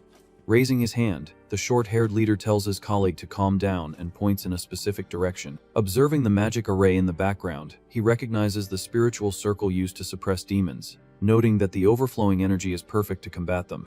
Full of ill intentions, he suggests that if they can borrow some of that spiritual power, they can exterminate the beasts, becoming the greatest hunters in the village, and eliminating the girl in the process. In total agreement with the brilliant plan, the bald brute channels blue energy, stating that it will be an honor for the newbie to become a sacrifice on their righteous path. Together, the two launch glowing talismans, chanting spells about the celestial light and the earthly brilliance of the moon. Like a projectile, the magic collides violently with the mystical protective barrier of the seal. From the clash of energies, a gigantic pillar of blue light tears through the forest clouds, marking the breaking of the formation. Far away, the intense vibration makes a teacup tremble uncontrollably on its saucer. Inside a luxurious hall, a kneeling servant hastily reports to his master that the massive disturbance is coming directly from the swamp area, suggesting that someone must have destroyed the central array. The subordinate offers to take some men there, but is stopped by his superior's outstretched arm, refusing the help. With a sly smile, the sixth senior brother, named Shilei, questions how the demons would be exterminated if the seal wasn't broken, assuring that everything is under his absolute control. To start another of the second senior's mental theaters, the narration tells the legend of an ancient warrior maiden who wielded a sweet skewer as a sword, charging monthly passes to keep the sacred weapon sealed. In the same comical skit, the small flaming pet is revered as the divine beast Daekyang, who achieved success through cultivation. To peacefully seal the 1,000-year-old toad, the narration jokes that the warrior sacrificed her candy to protect the land, passing the legend down from generation to generation. Raising her shining weapon in the playful theater, the young woman asks the readers to donate the strength of the monthly pass to release the sword's true divine power. Abruptly returning to the swampy reality, the little dog is startled by a heavy and demonic spiritual energy at the exact instant a beam of light hits the two aggressors in the middle of the woods.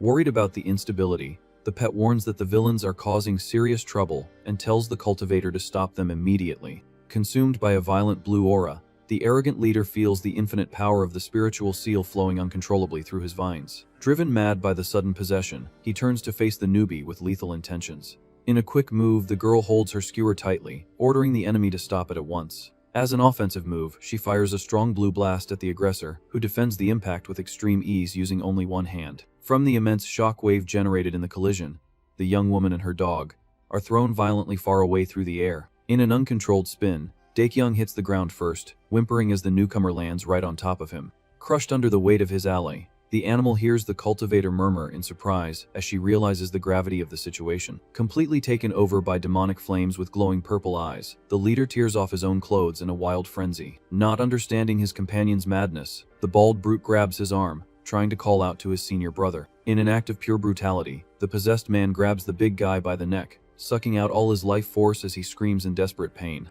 Fallen on the ground in a state of shock, Shi Lingling and the pet watch helplessly as the macabre sacrifice illuminates the darkness of the forest. With an insane and demonic glint, the cultivator's eyes reflect the total loss of his humanity. Exploding in a colossal torrent of black and purple flames, the villain terrifies the girl, who hugs the dog, screaming in fear, not understanding the absurd strength of that aura. Suddenly, glowing magic chains descend from the sky, striking the possessed man with crushing force and precision.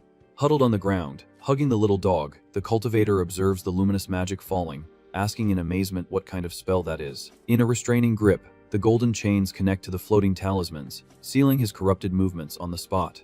Working as a team, the uniformed guards surround the suspect, pulling the restraints to capture him once and for all while informing their chief of the successful capture. Still impressed by the quick intervention, the newbie hears an imposing voice declare that this is an official matter of the 6th Agency. With extreme elegance and a smug smile, the 6th senior brother appears on the scene, telling all uninvolved parties to disperse.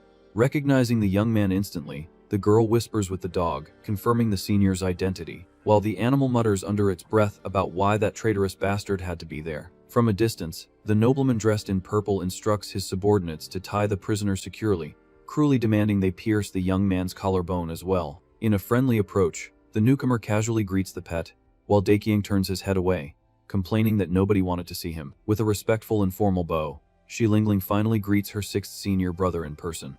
In a rather intimate way, the purple-haired man holds her chin, deducing that she is the student the 2nd senior took under his wing, since he sent his own dog as an escort, which makes the girl find it strange that he mentions the other young man so much. Through the illusion of a huge, furious wolf behind him, Shi Lei loudly demands that Xiaoqing stop hiding and show himself at once. Completely embarrassed and sweating, the newbie explains that the senior refused to come to the event in person, leaving the man in purple confused by the response, since the invitation was made specifically for the antisocial young man. Annoyed by the trap, Daekyung advises the 6th senior to give up or he will suffer Xiaoqing's revenge later, while the purple-haired nobleman sighs, playing with his pipe and doubting he will live to see that day. Suddenly, a loud rustling in the treetops catches their attention, cutting through the forest air. Leaping through the skies completely annoyed, the 2nd senior brother grumbles about not having arrived yet, and blames the blasted 6 for making him come to this hole, complaining about his inability to use flight spells. With a sweaty face and an expression of pure annoyance, the young man clenches his teeth, impatient with the long journey.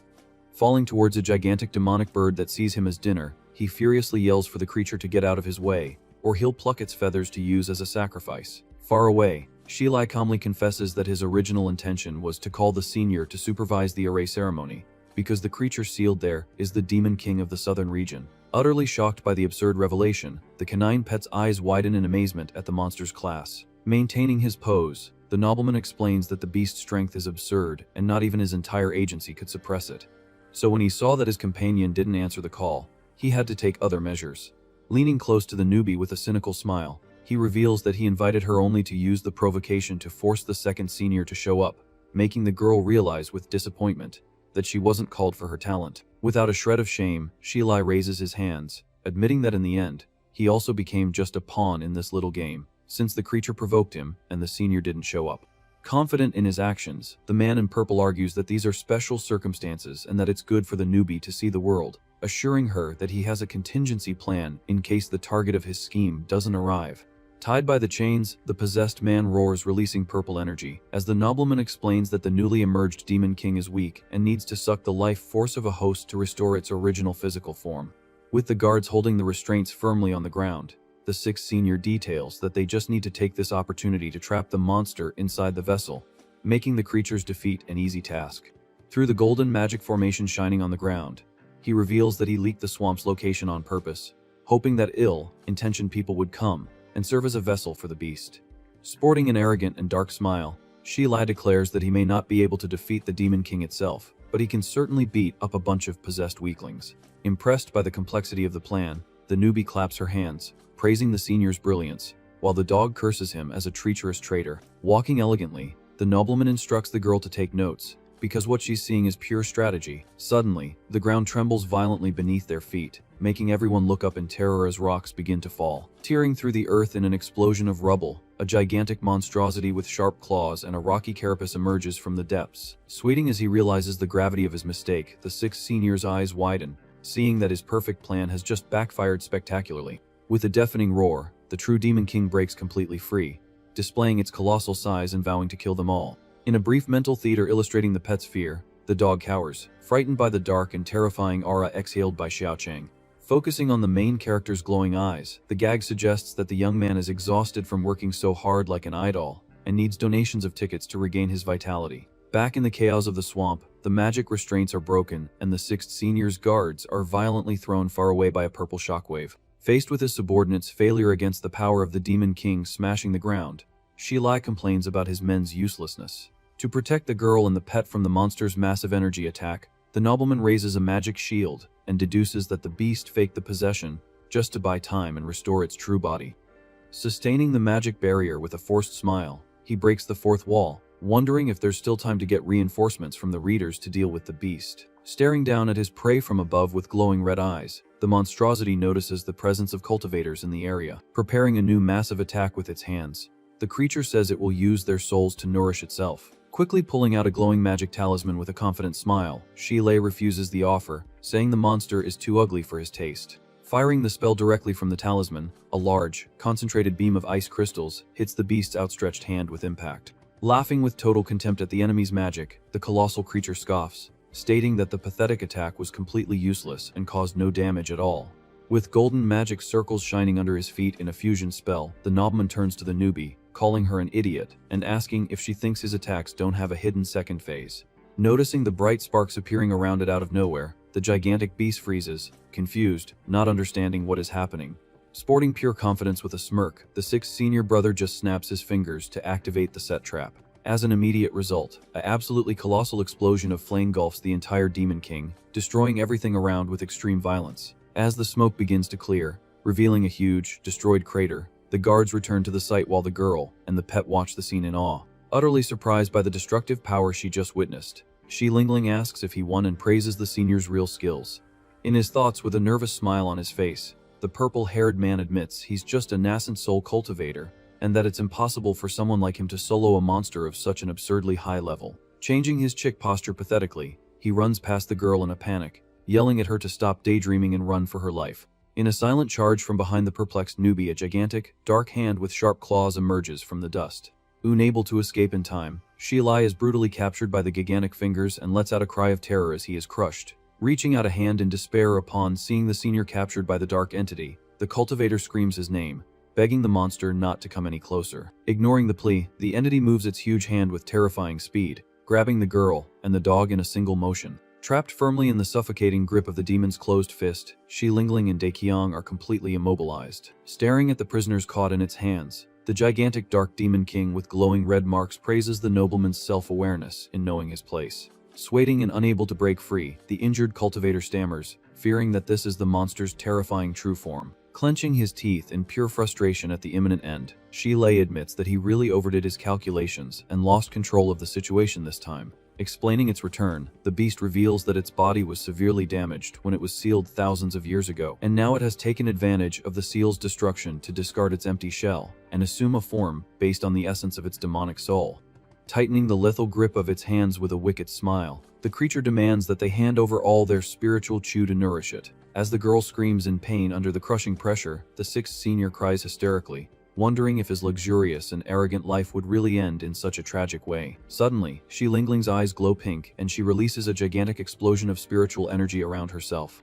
From the colossal force of the generated glowing sphere, the demon's fingers are forced open, breaking the capture in an instant. With the continuous impact of the blue shockwave, the immense demonic entity is thrown violently backward, completely losing its balance. Now free and safe on the muddy ground, the nobleman and the coughing newbie catch their breath beside the exhausted pet. Still panting, the girl asks if it was the senior who blocked the attack, but Shilei throws the question back, completely shocked, wanting to know if that water sphere was the newcomer's hidden ability. Abruptly interrupting the conversation, the young woman points her finger in terror, telling the sixth senior to look ahead. Floating all around them in the forest, dozens of large spheres of purple energy completely surround the group. Recovered from the shock with a sadistic expression, the Demon King extends its hand threateningly, asking if they are ready for the bang. Closing its hand in a quick signal, the creature causes all the magic bubbles to shoot like destructive beams in the exact direction of the three fallen figures. In an act of pure defensive desperation, the newbie raises her crystallized skewer, gritting her teeth to try to block the enemy projectiles.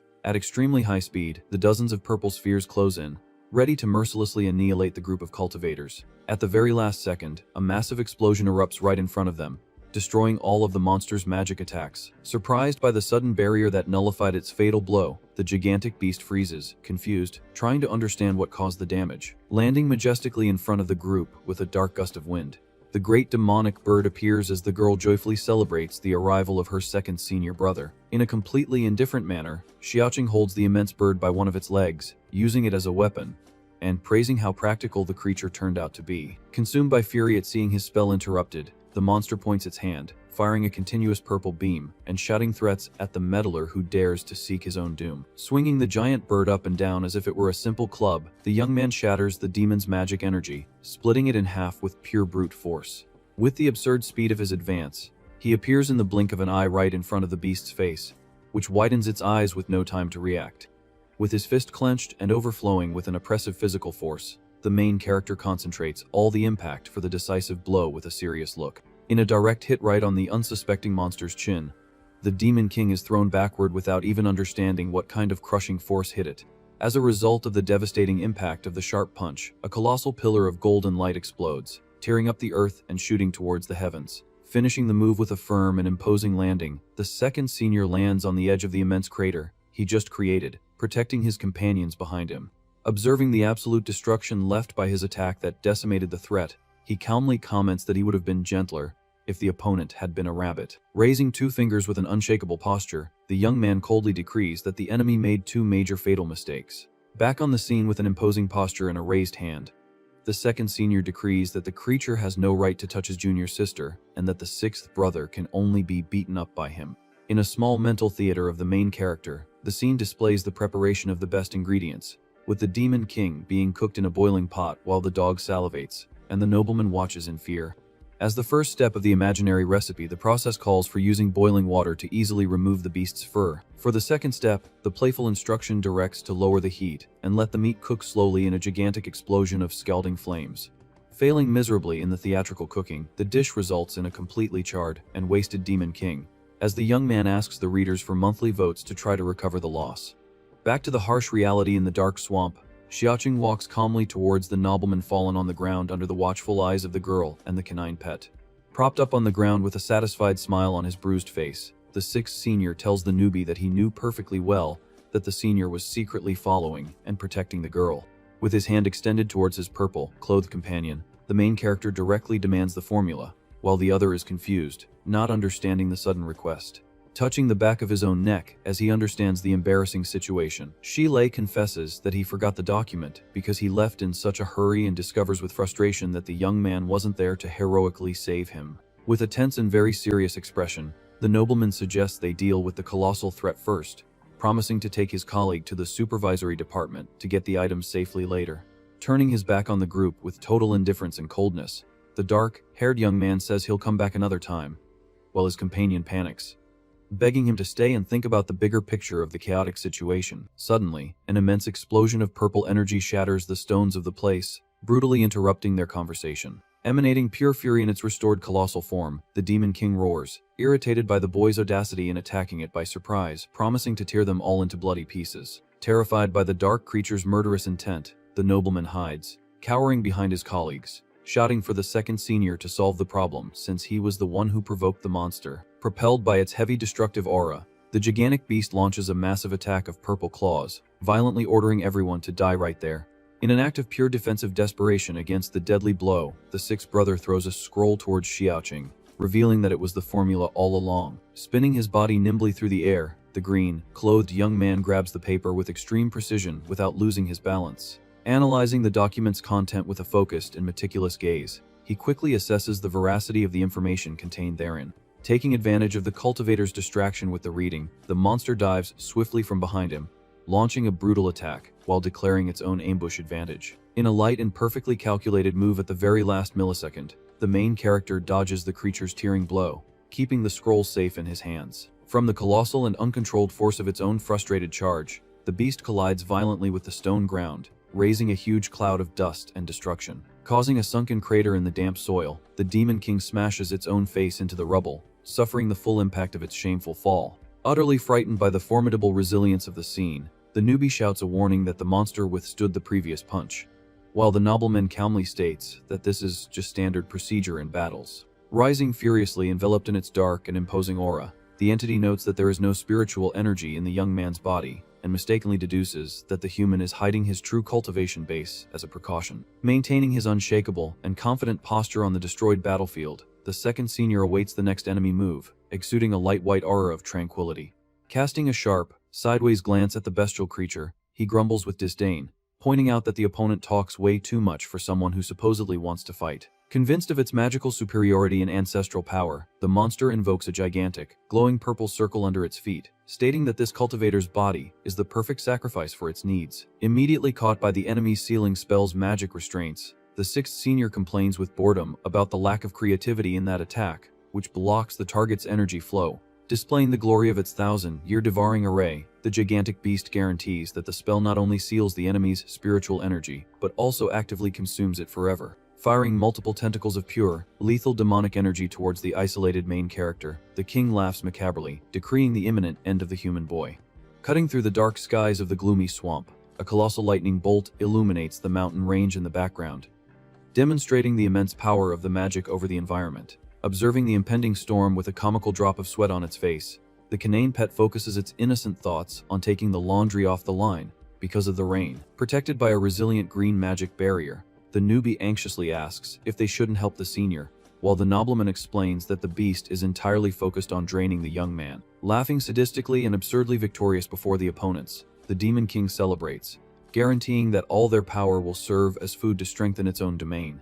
Without showing the slightest effort or any sign of real concern, Xiaoqing grabs the lethal purple energy and easily shatters it in the air with his bare hands. Seized by an absolute and painful shock at the breach, the monster's bestial face contorts into an expression of terror as its spells are abruptly broken. By the inertia and force of its own violently broken magic's backlash, the gigantic entity is brutally dragged forward, completely losing its footing on the ground. Pulling the residual spiritual chain as if it were a mere rope, the main character prepares a devastating punch, ironically thanking the beast for shortening the combat distance on its own. His red eyes widening in deep despair, the creature realizes with fright that the young man possesses not a single drop of energy, and is, in fact, just a mere mortal. With a predatory and lethal focus shining in his narrow pupils, the young man fixes his target up close, overflowing with intense destructive intent. In an upward explosion of pure brute and kinetic force, he lands a colossal uppercut directly on the beast's chin, sending it flying upwards accompanied by a golden flash. From the crushing and perfect impact of the direct hit, the monstrosity is thrown violently into the heavens, tearing through the heavy clouds and the trees of the dark scenery. Still in the air, spitting thick blood from the open wound, the injured king shouts in disbelief, trying to understand how a useless human can possess such absurd physical strength. Deciding that escape is the best strategic option for its incredibly weakened state, the demon turns and flees, vowing to recover in a distant cave to collect this debt in the future. Hurriedly leaping away through the treetops in the night, the beast shouts final threats of revenge as the dark-haired young man watches it land on the destroyed ground. Not caring in the slightest about the cowardly escape of the colossal enemy, the main character walks calmly towards his faithful canine pet, sprawled in the grass. Noticing the steady approach and dark intent of his master, the dog panics completely, sweating and desperately pleading not to be used as a projectile again. Ignoring the animal's pathetic protests, the young man's strong boot hits the dog's rear with extreme precision and speed. Being launched into the night sky like a furry, high-speed missile, the secret throwing technique of Kafeng Valley comes into action, cutting swiftly through the air. With its face completely deformed by the G-force and tears streaming down, the poor dog cries in terror during the forced flight towards the enemy target. Colliding like a fulminating golden meteor directly on the Demon King's back, the pet hits the vital spot dead on, generating a flash of celestial impact. Feeling the excruciating pain tear through its massive body, the monster roars in agony as it realizes its true natal soul was completely shattered by the surprise blow. Unable to withstand the magnitude of the damage received in its core, the creature's colossal carapace begins to disintegrate in a painful explosion of fiery orange flames. Being swallowed by the inferno of fire generated by its own imminent destruction, the entity screams, cursing its cruel fate of being permanently eliminated by a simple, despicable mortal. Calmly eating an apple as the dog lands safely on top of his head, the young man proves the comical system legend where the most feared demon of the South was decimated by a mutt. Holding the valuable glowing core left from the enemy's remains, ready to crush it without mercy, the main character is abruptly interrupted by the sixth senior, who runs over, sweating, asking him to keep the item. Agitatedly pointing to the ancient formula in the serious young man's hands, the purple-robed nobleman explains, panting, that the flaming inner core is the invaluable main ingredient for the spiritual root reconstruction process. Reading the open scroll attentively with genuine interest, the second senior analyzes the detailed instructions that require the exact collection of QI and the molding of bones to form the spirit itself. Illustratively on the scroll, the first step indicates the careful mixing of the demonic core with the rare herbs of Ganoderma and dragon's claw flower to create the perfect condensation pill. For the second step of the detailed, mystical process, the instruction requires consuming the newly forged pill in a place of abundant energy until the body overflows to its limit, allowing for the brutal bone alteration. With energy flowing intensely in the playful illustration, the image shows the small practitioner's body glowing brightly as it absorbs all the QI from the dense environment around it. Next, to complement, the method introduces the vital need to practice the supreme bone transformation art of the sun's howl, so that the body can withstand the weight of the soul furnace. As a crucial and final part of the painful alchemical procedure, the practitioner must resist the extreme heat of being cooked alive in the great molding furnace, under the watchful eyes of their valley companions. Achieving absolute success in the final step of the sacred practical guide, the cultivator uses the divine ruler to seal the new spiritual root and finally conquer the long-dreamed-of ability to fly freely on flying swords. Back in the peaceful reality of the clearing, holding the valuable document, the main character agrees that the theory written there really makes sense, while the long-haired nobleman smiles, proud of his own efforts. Casting an analytical glance accompanied by a small smirk at his companion, the green-clothed young man seems to understand something very important hidden between the lines of that friendly attitude. With a friendly yet subtly intimidating posture, he reinforces his old promise that the arrogant nobleman is only allowed to be beaten to a pulp by his hands, causing a cold sweat of nervousness in his purple-clothed colleague. In a small, painful glimpse of the dark events just past, the girl and the dog agree that the sixth senior suffered a severe punishment at the hands of the entity, admitting that he brought that misery upon himself. Cutting from the chaotic forest scene to an elegant and gigantic nighttime estate illuminated by the glow of the full moon, luxurious calm returns to the group. Lounging comfortably on his luxurious sofa, being gently served by maids, the sixth brother gives a speech, reporting that all the masters and elders of the valley have already tried everything to create a route for the young man in the past, failing miserably. Sitting with his arms crossed in a dark wooden chair with his faithful dog by his side on the floor, the second senior stares at the mysterious box, suspiciously questioning if this new method is indeed reliable and legitimate. Savoring a fresh grape with an air of wealthy superiority, the nobleman guarantees that the scroll is authentic, as it was stolen with extreme effort directly from the top secret archives of the governmental supervisory agency. Still skeptical and suspicious of this sudden heroic goodwill, the dark-haired young man furrows his brow, curtly asking since when his snobbish colleague became such a charitable and kind soul. Making an exaggerated dramatic show with his arms wide open, the homeowner feigns offense at the suspicion, arguing that all the sect members just want to fulfill the young man's greatest and only dream of achieving immortality. Completely embarrassed by his smiling companion's fawning emotional speech, the main character covers his blushing face with his hand, telling him to shut up and immediately stop the terrible sentimental lecture. With the scroll open in his hands, the sixth brother states that he has already checked all the necessary materials and artifacts, as everything is properly recorded. Handing a pink list to the newbie, the nobleman says he will leave in a few days to help gather all the items, Completely outraged by the situation, the main character snaps, throwing objects into the air and asking how he can be sure he's not being used as a gunny pig for crazy experiments. Using the fan threateningly, the dark-haired young man dismisses the help, saying the 6th agency is already very busy and that he will look for the materials himself. In silence, the nobleman rests his hand on the wooden table, observing his colleague's reaction. Towards the exit, the 2nd senior mutters thoughtfully that in the entire Great Zhou dynasty, only the Wanju Pavilion has the dragon's claw flowers. Worried about the young man's impulsiveness, the homeowner warns him not to pick a fight with the 7 Sect Alliance, as the pavilion possesses a forbidden artifact, too powerful to be provoked.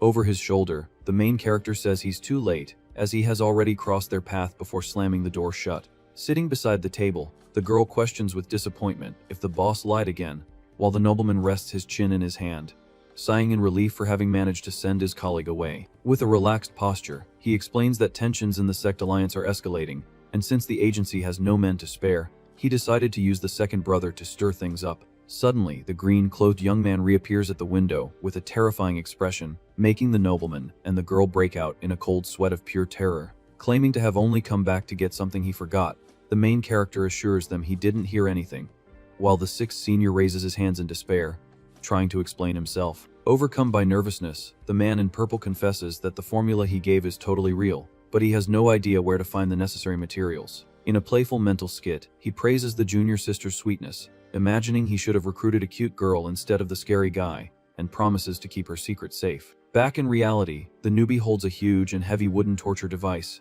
threatening the 6th senior if he doesn't fix his attitude. She might just let the secret slip one day. In total despair, crying hysterically, the nobleman grumbles that the girl has been completely corrupted by the 2nd brother's bad influences, blaming his colleague for this hostile behavior. During the dark night, the scene shows the grand entrance gate to the flower fields of Wanju Pavilion. Through the tall grass, the newbie praises the route, stating that the shortcut taught by the 6th senior was very fast and precise. Tired and panting, the dog questions what they'll do if the owners refuse to hand over the item, to which the main character assures that the pavilion has a whole field, so taking just one flower will go unnoticed. With her hands clasped apprehensively, the girl points out that a place is important, as that must surely have many experts on guard. Pushing aside the foliage with a confident look, the young man quotes the art of war, stating that if soldiers come, they will block them, and if water comes, they will dam it. Through the thicket, the group comes across a sign stuck in a completely empty and destroyed field of dirt. With his eyes wide in absolute shock, the dark-haired young man freezes upon seeing the state of the place. Completely desperate and confused, he screams at the top of his lungs, wanting to know where his precious entire field of dragon's claw flowers went. In a small illustrative story from the past, the scene shows the main character as a baby, surrounded by countless spiritual treasures, considered a sign of climatic prosperity and wealth for the region. Inside a golden cauldron, the narrative tells that a wandering Taoist recognized the child's extraordinary nature and used every trick to make him his disciple. Back in the luxurious room, the 6th senior stirs his spoon, reporting that the young man's master got rich by selling those treasures and asks for donations of monthly passes to help the young mortal's journey. Now under the daylight, the immense and imposing buildings of Wanju Pavilion rise, surrounded by verdant mountains. Inside the main hall, a young man in black clothes remains bowed before an older man seated, who dictates the immutable family rules. Calmly drinking his tea, the master of the Song family warns his younger brother that he still needs to strictly follow the established rules. Outraged by the situation, the second son of the family, named Jufu, questions if people need to be rigid just because the sect's rules are. With the hot cup firm in his hands, the older brother retorts that as the head of the family, he needs to think about what is best for everyone. Suddenly, an object is thrown with extreme violence, shattering the main hall's entrance door. From the impact of the crash, the valuable porcelain shatters into dozens of pieces scattered across the floor. Furious with the sudden invasion, the head of the family demands to know who dares to enter, while crying and lamenting the loss of his 3 million spirit stone cup. Kicking open the rest of the door with the dog in his arms, the second senior enters, aggressively demanding they hand over the dragon's claw flower. Pointing a finger outside, the head of the house explains, stunned, that their father went mad and burned the entire flower field, turning everything into a pile of rubble. Shocked by the information, the main character repeats the words in disbelief, realizing that all the plants have indeed disappeared. In pure lament, the older brother reveals that only the ailing patriarch knows how to cultivate the plant, whining again about the loss of the broken cup. Consumed by the purest fury, the green-clothed young man grabs the leader by the collar, shaking him violently while the newbie tries to pull him back, asking for calm. Annoyed by the disrespect, the young Jofu intervenes, questioning who they think they are to invade the pavilion in such an aggressive manner. Pointing his finger authoritatively, he orders the guards to expel the intruders at once, surrounding the trio in the center of the hall. With a proud and confident posture, the main character introduces himself as the beloved disciple of their father's close friend and the interim leader of Kafeng Valley. In the face of the present shock, the young man indignantly questions if that's how the pavilion treats guests, specially sent to visit the sick patriarch. Due to the absurd story, the older brother mutters that he has no idea who this supposed close friend of his father is. To try to expose the lie, the leader asks what the master's name is, citing uncles Zhang and Lai as options. Caught completely by surprise, the main character hastily agrees, saying the master's surname is Li, justifying that because he is very discreet, it's perfectly normal for him not to be known. Reflecting on the answer, the head of the family recalls that Uncle Li really doesn't talk much and rarely mentions his own personal affairs. Offering a sincere apology for the initial rudeness, the older brother invites them to sit, as they are honored guests, while the second senior refuses, asking to see their father immediately to replant the flower. Worried about the clinical situation, the leader explains that the patriarch is gravely ill and in no condition to receive visitors, suggesting they inform the inner elders first. In a relieved whisper to her colleague, the newbie comments with impressment that the blatant lie actually worked out very easily. Through the courtyard corridors, the homeowner says that since the outburst where he burned the field, his father has been bedridden and almost always unconscious, but he still remembers the planting process. Noticing his younger brother slipping away, the leader narrows his eyes, accusing the young man of plotting something bad for sneaking around like that. Suddenly, a loud and scandalous noise echoes through the courtyard, drawing the entire group's attention. Fallen on the ground in despair, a servant begs for mercy, claiming she entered the place by pure accident and ended up breaking the ancestral rules unintentionally. With a sadistic and merciless look, the young Jufu orders the guards to drag the girl to the beast field and throw her in as food for the wolves. In the guards' arms, the girl screams in panic, begging for the young master of the pavilion's help to save her from that cruel fate. In a quick intervention, the older brother reprimands the attitude, reminding that Jufu himself was complaining about the strict rules moments ago, and that executing someone for it is an antiquated thing to do. Due to his radical position, the second son argues that the Celestial Tower strictly forbids the entry of anyone outside the bloodline, decreeing the immediate execution of violators. Intrigued by the conversation, the main character curiously asks what kind of important place this Celestial Tower is to justify such extreme punishments. Calmly, the older brother explains to the guest that the structure is a feng shui treasure spot belonging exclusively to the Song family. Rising imposingly towards the sky, the gigantic Oriental-style tower serves for the members to cultivate the power of the moonlight during the full moon, giving rise to the pavilion's name. Right after, the leader details that the energy there is incredibly pure and perfectly suited to their internal methods, reinforcing that on that very day, the young Jufu will perform his coming-of-age ceremony inside. Feeling very sorry for the situation, the newbie quietly comments to the second senior that the servant seems very pitiable and in need of help. As a peacemaker, the main character asks that in the name of their masters of friendship, they make an exception for the girl and not proceed with the mortal punishment. Upon arriving at the patriarch's room, the wooden door opens slowly, revealing the silent environment. Standing beside the bed, the older son gently informs his bedridden father that Uncle Li's disciple has come to visit, while the main character approaches, sweating with tension. Faced with the frail and pale appearance of the old man on the mattress, the dark-haired young man is shocked to find that the man seems to be on the verge of passing away. Deeply lamenting the patriarch's condition, the leader apologizes that he can't even preside over his son's ceremony, as the young visitor steps forward, determined to check the man's pulse himself. Holding the old man's thin wrist seriously, the second senior concentrates on reading the energy, while the newbie finds the scared expression forming on her colleague's face strange. To keep up appearances, the young man lies out loud, saying the old man will recover soon to drink with his master, but his face shows pure terror as he internally realizes the man is beyond saving. Without letting go of the patient's hand, he grimly asks the older brother to assess his own father's clinical condition and see the harsh reality with his own eyes. With sadness for the old man's weakened hands, the leader of the pavilion confesses that in the patriarch's current state, he won't be able to help with the dragon's claw flower at all.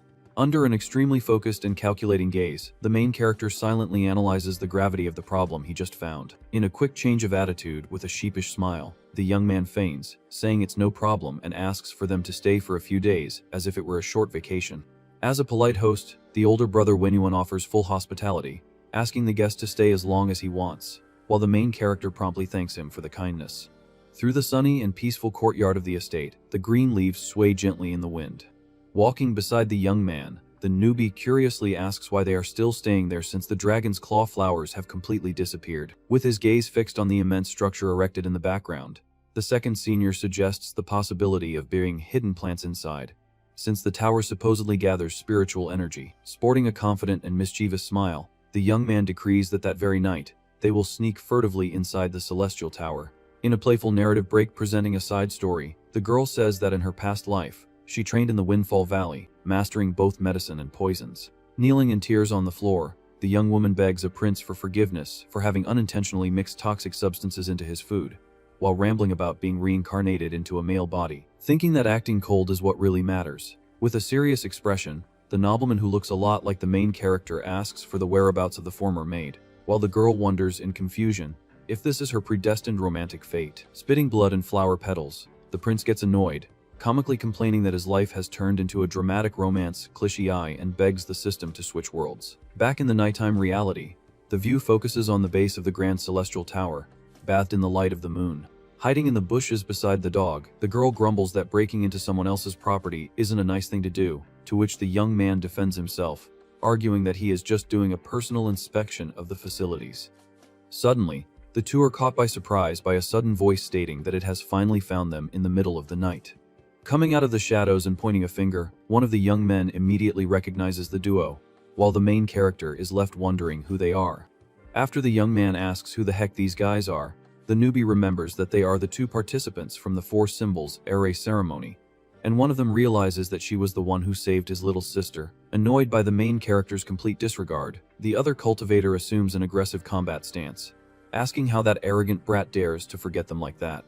Without wasting a single second, the second senior charges forward quickly, breaking the ground under his feet with extreme speed. From the direct and sharp impact, the aggressive cultivator is hit squarely in the face by a punch, being thrown brutally backward. Looking at the fallen enemy, the main character confirms that he had beaten him up before, justifying that he recognizes people by touch, while the guy mutters, agreeing with the painful logic. Kneeling to help his injured partner, the other young man tries to calm the situation by formally introducing himself and thanking the girl for saving their sister. With a look of pure boredom, the dark-haired young man sighs mentally, wondering if all the employees in that pavilion have names that sound like bad jokes. Giving credit where it's due, the main character says they should only thank the newbie, because he wouldn't have bothered to help if he hadn't been after the dragon's claw flower. Surprised by the information, the worker reveals that they are wasting their time because the old master burned the entire garden, and there's absolutely nothing left. By the informant's choice of words, the green-clothed young man narrows his eyes, quickly interrogating if there is anyone else looking for the missing plants. The man promptly confirms, revealing that right after the fire, another individual appeared, asking the same questions, and left in search of the southern barbarian. To detail the occurrence, he says that a dark, tattooed man from the southern region worked there recently and disappeared very suspiciously around the same time the patriarch fell gravely ill. Whispering close to her colleague, the newbie points out that people from the south are experts in poisonous arts and mind control, which would perfectly explain the old leader's sudden madness. In the midst of focused thoughts, the main character deduces that these mysterious invaders are probably after the valuable cultivation techniques stored inside the celestial tower. Suddenly, a loud and authoritative voice interrupts the conversation, incisively questioning what the whole group is gossiping about in the middle of the night. Approaching with his guards arrogantly, the second young master Zhufu catches the workers, who nervously try to explain themselves. Taking charge of the situation with a fake smile, the second senior pretends that it's all just a coincidence, asking the heir to teach them how to enter the tower since he knows the place well. Outraged by the audacity of the request, the nobleman aggressively asks if the foreigner has lost his mind, forgetting the strict rules they were warned about earlier. With a completely relaxed posture, the main character recites the rule that intruders are executed, but argues with irony that they already made an exception for someone else that same day. Upon hearing the blatant provocation, the young master shouts, calling the attitude pure insolence. Concentrating a strong, reddish spiritual energy in his hand, the nobleman warns that the older brother may treat them as guests of honor, but he will not be so merciful. In a furious advance, the heir unleashes a lit frontal attack, judging that the young man clearly has bad intentions for asking so much about the family's flower. Without showing the slightest effort, the second senior blocks the lethal blow, holding the opponent's glowing palm with his bare hand. By the firmness of the grip, the red magic energy is instantly dissipated into the air, leaving the aggressor completely vulnerable and surprised. His eyes widening in panic, the nobleman stares at his trapped fist, unable to understand how an attack like that was stopped so easily. Taking advantage of the perfect opening, the main character spins his body and throws the opponent violently through the air. With a dull thud on the stones, the young master collides with full force against the ground, left completely stunned. Watching the scene with their mouths agape, the workers whisper among themselves, frightened by the foreigner's courage in beating up the family's hair like that. With her cheeks flushed and her eyes shining with admiration, the newbie clasps her hands to her chest, finding her senior's attitude incredibly domineering. Casually dusting off his clothes, the young man announces that it's finally time to invade the tower, while the girl nervously warns him about the consequences of having knocked out a big shot from the pavilion. Logically and unconcernedly, the young man explains that the brothers probably don't get along, and that the family leader might even end up thanking him for the educational beatdown given to the younger one. Under the night sky and the intense glow of the crescent moon, the immense celestial tower rises silently, being the perfect setting for the duo's infiltration. Already in the structure's inner courtyard, the main character scolds the girl for using strange terms that make the mission sound like something improper, while she stares at him, not understanding anything. Hiding behind the wall next to the dog, the newbie whispers apprehensively, remembering that there's little time left for the here's ceremony to begin, and finds the total absence of guards in the place strange. Observing the long, empty wooden corridor, the second senior confirms that there is no one guarding that area either. Contemplating the bright moon in the sky, the little dog comments that the light awakens a primitive instinct to howl, while the cultivator just praises the beautiful night scenery. Focused on his goal, the dark-haired young man sits on the floor in a meditative posture, desperately trying to gather the spiritual energy of the environment. Sweating profusely from the useless effort, the young man continues to mutter his concentration chant, while the pet timidly suggests that he should take a break to rest. Suddenly, the newbie's eyes widen in confusion as she hears a suspicious noise coming from the nearby doors. Through the crack of the ajar wooden door, a dark and threatening silhouette observes the group in absolute silence. In pure terror, the girl points desperately, shouting to warn the senior that there is someone standing right behind him. In a lightning-fast attack, a gigantic blast of flaming spiritual energy is fired from inside the room, forcing the duo to retreat quickly to avoid the blow, protecting his colleague with his own body as he slides backward. The main character coldly notes that they are under direct attack. From the colossal force of the destructive magic, the attack misses its target and collides violently with the wooden structure, shattering everything. Amidst the dust raised by the impact, the young man clenches his teeth, assessing the damage caused to the scene. Coming out of the shadows with a decrepit and crazed appearance, the old patriarch of the family appears, drooling, as the girl immediately recognizes him. Seized by absolute terror at the old man's terrifying face, the newbie and the dog scream at the top of their lungs, hugging each other. With his senses sharpened, the main character grabs his companion by the arm, warning that more people are approaching the location. Led by the older brother with a lantern in hand, the four great elders of the pavilion arrive with heavy expressions and point directly at the invaders. Noticing the group's quick arrival, the second senior scoffs at their speed and mentally finds it strange that all the old men present have exactly identical faces. Seized by anger, the family leader accuses them of being shameless villains for repaying their hospitality by injuring the young heir and invading the sect's sacred site. With the patriarch's lifeless body fallen in the background, the man concludes that the duo invaded the tower to steal the secret manuals and brutally murdered his father in cold blood. Maintaining his characteristic calm, the green-clothed young man suggests they collect the old man's corpse before making accusations, pointing out that the man seems to have been gone for quite some time. Whispering from behind his back, the girl begs the senior to stop provoking the hosts, demanding that he explain the situation, as they have just been victims of a blatant frame-up. Completely ignoring any justification, the older brother orders the guards to arrest the insolent fanatics and throw them directly into the underground dungeons. Preparing her fists with an aggressive expression, the newbie suggests they simply fight everyone, using the young man's brute force to escape. Holding the girl firmly by the shoulders to restrain her, the main character asks for calm and warns that the situation is much more complex than it seems, forbidding any reckless actions at the moment. In a quick transition, the heavy prison cell door is closed and firmly locked. Sitting on the cold dungeon floor, the young man listens to his colleague complain about the humiliation suffered, deducing with rage that the younger brother must have killed his own father to frame them. Deepening her conspiracy theory, the young woman points out that the leader Wenwen is also very suspicious for having blamed them so quickly and conveniently. In contrast, the canine pet argues that since they found the body, it's normal for them to be suspected, but raises the important question that the red magic attack that destroyed the room couldn't have been done by the ailing patriarch. Turning their curious gazes towards the silent senior, the girl and the dog ask what his real opinion is on this whole bloody mystery. Taking a nap, leaning against the dog, the newbie thinks the second senior is very tired, while the pet retorts that he's just asking for a beating. Suddenly, a crash of breaking metal echoes through the room. Opening just one eye, the main character grumbles, noticing that someone is approaching the place. Opening the cell bars, the leader of the Song family tells the group to get out quickly, asking them not to let anyone see them. Rubbing his eyes, the dark-haired young man questions if the man is there to free them.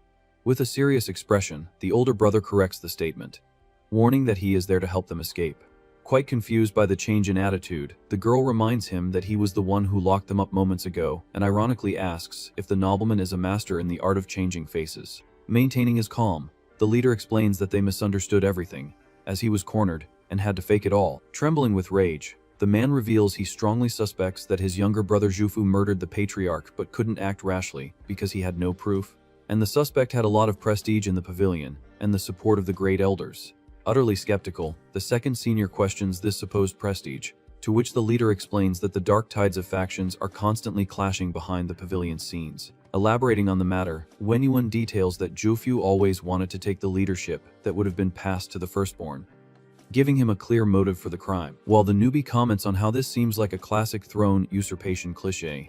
Understanding the dangerous situation, the girl deduces that because the leader was walking on eggshells, he had to go with the flow and to frame them to avoid trouble with the younger brother before the time was right. Clasping his hands in a desperate plea, the firstborn begs the main character to help him defeat his brother and bring justice to his late father's spirit. Completely breaking the tense mood, the green, streaked young man simply goes back to sleep, snoring loudly, making the pet note that he has passed out for the second time. Coughing to hide his embarrassment, the nobleman tries to negotiate, promising to deliver the much sought-after dragon's claw flower that he hid in secret if the foreigner decides to cooperate. Grabbing the man's collar on the spot, the main character accepts the deal, demanding the plant immediately, as the leader is startled by the sudden approach. Suddenly, red magic slashes tear through the dungeon door violently. From the sound of the impact, the dark-haired young man casts a sharp glance over his shoulder. Completely destroying the entrance, the young Master Jufu appears, knocking down the guards with a crash. Surrounded by his own subordinates, the younger son points his finger, accusing the older brother of colluding with the foreigners, and vowing to eradicate the scum to avenge his father. Maintaining his tranquility with his hands on his hips, the second senior states that since everyone is gathered, they can finally begin. Utterly confused by the interruption, the invader questions what he is talking about. Cracking his knuckles, the main character encourages the firstborn to stop stalling and attack already, reminding him of the flower deal and stating that he is a true expert at beating up younger brothers. Narrowing his eyes mysteriously, the foreigner proposes that before the fight, they solve a little riddle. With a relaxed posture, he throws the question into the air, telling them to guess how many days the old master has actually been gone. In pure shock, the younger son claims that his father was perfectly fine that very morning, not understanding the accusation. In an illustrative deduction, the main character explains that someone used a spell to disguise a puppet as the patriarch, creating a smokescreen and masking the body's complete lack of life force. Clapping her hands as she remembers a detail, the newbie comments that earlier, the senior tried to hug the old man, but was quickly stopped by the firstborn. Putting the pieces together, the girl stares at the family leader with great suspicion. Waving his hands in despair, the nobleman argues that he just wanted to let his father rest and prevent the guest from catching any illness, swearing he is not the culprit. With his eyes narrowed, the second senior reveals that he also examined the old man's corpse in the pavilion and noticed something important. On the patriarch's lifeless wrists, the foreigner says he found deep cuts forming the silhouette of 3 stars. Pointing to his own arm, the young man explains about the toxic herb called Sivanalene stars, where 1 star appears each day after death, concluding that the man had already been gone for 3 days. Looking directly at the younger son, the foreigner mentions the rumors about the recent arrival of a southern barbarian and warns that if they investigate who brought this person, they will find the killer.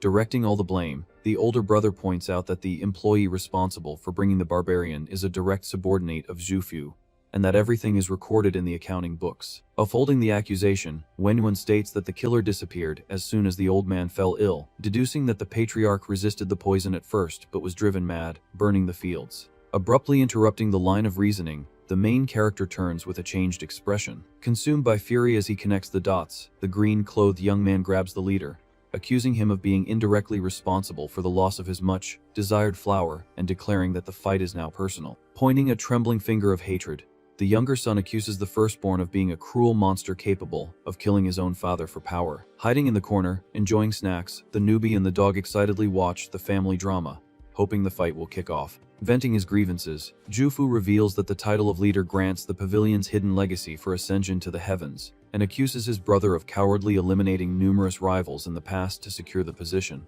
Bathed in the prison's shadows, the young master laments that even he almost fell victim to his own blood's traps. Without lowering his finger, the younger son throws it in the firstborn's face that he only survived thanks to the elder's protection, and now condemns the cruel act of patricide.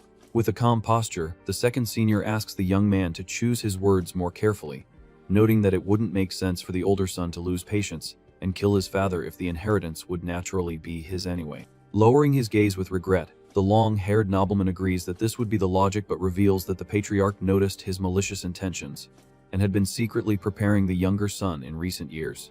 Due to the bombshell revelation, the firstborn concludes that the position would never have been passed to him if everything had followed its natural course. Completely losing control and surrounded by a white aura, the leader shouts that the younger son has no right to inherit the pavilion, calling his father blind, admitting he would have killed him 100 times over if not for the elder's protection. Staring at his brother with great hatred, the young master retorts, stating that the murderer has finally confessed to his crimes. With a victorious smile and holding a scroll, Jufu deduces that the day's ceremony was the only chance to kill him and thanks the confusion for ruining the traitor's plans. Raising a finger in a sign of wisdom, the main character mocks the leader's stupidity, saying that brains are wonderful things when used correctly. Putting the final pieces together, the newbie concludes that the firstborn killed his father, made the puppet, and set them up to be the scapegoats because only during the ceremony would the younger son be isolated on the upper floor without guards. Slapping his own hand, the foreigner agrees with the logic, pointing out that by beating up the hair earlier and ruining the ceremony, he ended up saving the young man's life without meaning to. In a close-up, the firstborn's face darkens, revealing a somber smile. Unleashing strong spheres of blue energy from his hands, the villain confesses that since the act is up, he no longer needs to feign kindness. In an attack stance and with power flowing intensely, the murderer vows that none of them will leave that place alive. Charging forward completely impulsively with his fist engulfed in red flames, the younger son rushes in, cursing his brother as a coward. With a destructive thud, the young master hits the ground, breaking the stones after the firstborn easily dodges his furious attack. Arriving through the destroyed cell door, the guards and elders catch the fight but decide to wait and observe first instead of intervening. Being counter-attacked in the air, the younger son receives a brutal blow of blue energy right in the stomach and is thrown backward. Worried about the direction of the family combat, the newbie asks the senior if they shouldn't help, since the hair's skills seem insufficient to win the fight. Glancing sideways, the dark-haired young man asks if the girl has already forgotten the lessons he taught her. Beside her, the pet remembers that because the young master got beaten up badly earlier, he's already injured and has no chance of victory, while the main character agrees to beat up the firstborn too, to keep the family together. Suddenly, the second senior's expression changes, assuming an extremely fierce and focused look. Without mercy, Wenwen fires a massive blast of glowing blue energy, invoking his Moon Palm ability and telling his opponent to die. Refusing defeat, the younger son charges his hands with a red aura, vowing that he will not let the traitor escape unpunished. From the advance of both powers, the immense beams of energy collide in the middle of the prison, generating a huge shockwave. Maintaining the lead in the power struggle, the firstborn mocks the younger son's strength, calling him trash for thinking he could withstand the secret technique passed down by their father. Under the overwhelming pressure of the enemy's magic, the hair begins to be crushed as he bravely tries to resist the overwhelming energy. In total desperation, the newbie screams, thinking all is lost, and begs the senior once more to intervene in the combat. Suddenly, the young master's glowing red hand tears through the defenses of the power blast. Taking advantage of the unexpected opening, the younger son channels all his red aura, neutralizing the opponent's magic on equal terms. With unwavering determination in his eyes, he fires his own version of the Moon Palm, illuminating everything with his crimson power. From the colossal force generated in the counterattack, the red energy completely swallows the enemy's defense, hitting Wenwen squarely with a devastating impact. Being violently dragged backward by the force of his own absorbed blow, the villain tears up the cell floor, leaving a huge trail of destruction until he stops near the foreigners. Completely shocked by the outcome of the dispute, the elders at the door note that the younger son really did defeat the leader, noticing that the technique he executed seemed much purer. Enveloped in a red magical aura, the firstborn Wenwen questions if his younger brother thought he was the only one who knew the Moon Palm, since their father taught it to him a long time ago. Assuming an aggressive posture with a wicked smile, the younger son admits that he never expected to see his older brother actually refine that technique to the level of the Silver Moon. Amidst the chaos, comically, the newbie hides behind our main character and the dog, whimpering that the situation is identical to her own level up.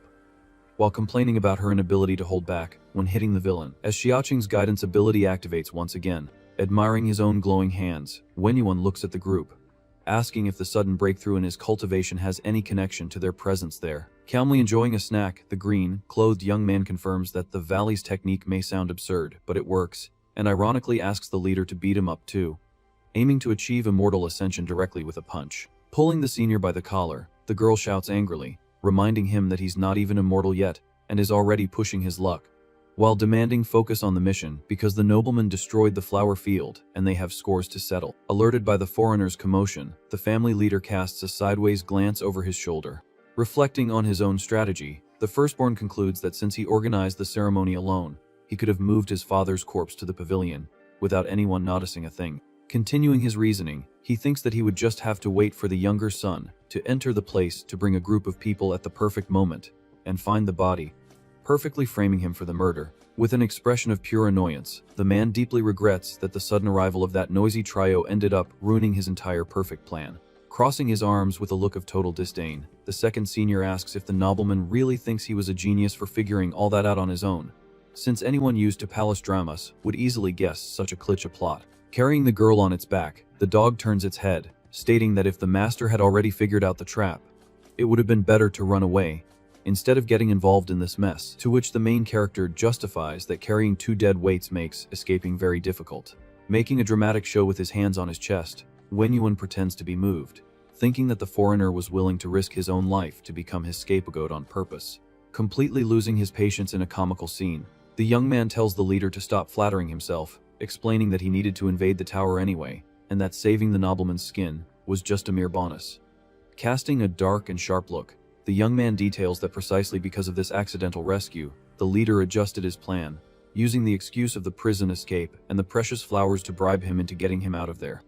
Clenching his fist with indignation, Xiaoqing snaps, questioning if he looks like the kind of man who would betray his own moral values for a mere flower. With a relieved smile, the firstborn extends his hand, calling the foreigner brother, while the newbie watches the scene from a distance, feeling that something very wrong is about to happen. Without the slightest hesitation, the main character lands a devastating punch right in the leader's face, shouting at the top of his lungs that he is exactly that kind of corruptible man. Fallen on the ground with a bloody nose, Wenyuan asks in confusion if the young man suffers from motion sickness and receives a flat, negative answer on the spot. In a sudden and incredibly fast advance, the young man grabs the nobleman by the arm and breaks into an absurd sprint, telling everyone to flee that place as quickly as possible. Watching that bizarre scene with drops of sweat on their faces, the girl and the canine pet just agree that they already expected such a crazy move. Now in a secluded place near the rocks under the moonlight, the young man presses the leader against the wall, assuring that this distance is enough to shake off the pavilion's guards. Slapping the dazed man's face hard, the second senior tells him to wake up and demands to know the exact location of the promised dragon's claw flowers. Displaying a malicious and injured smile, the firstborn looks up as the foreigner grabs him by the collar, wanting to know what new conspiracy is underway. Furious with the stalling, Xiaoqing orders the nobleman to stop playing games and deliver the payment as agreed, since his life was saved.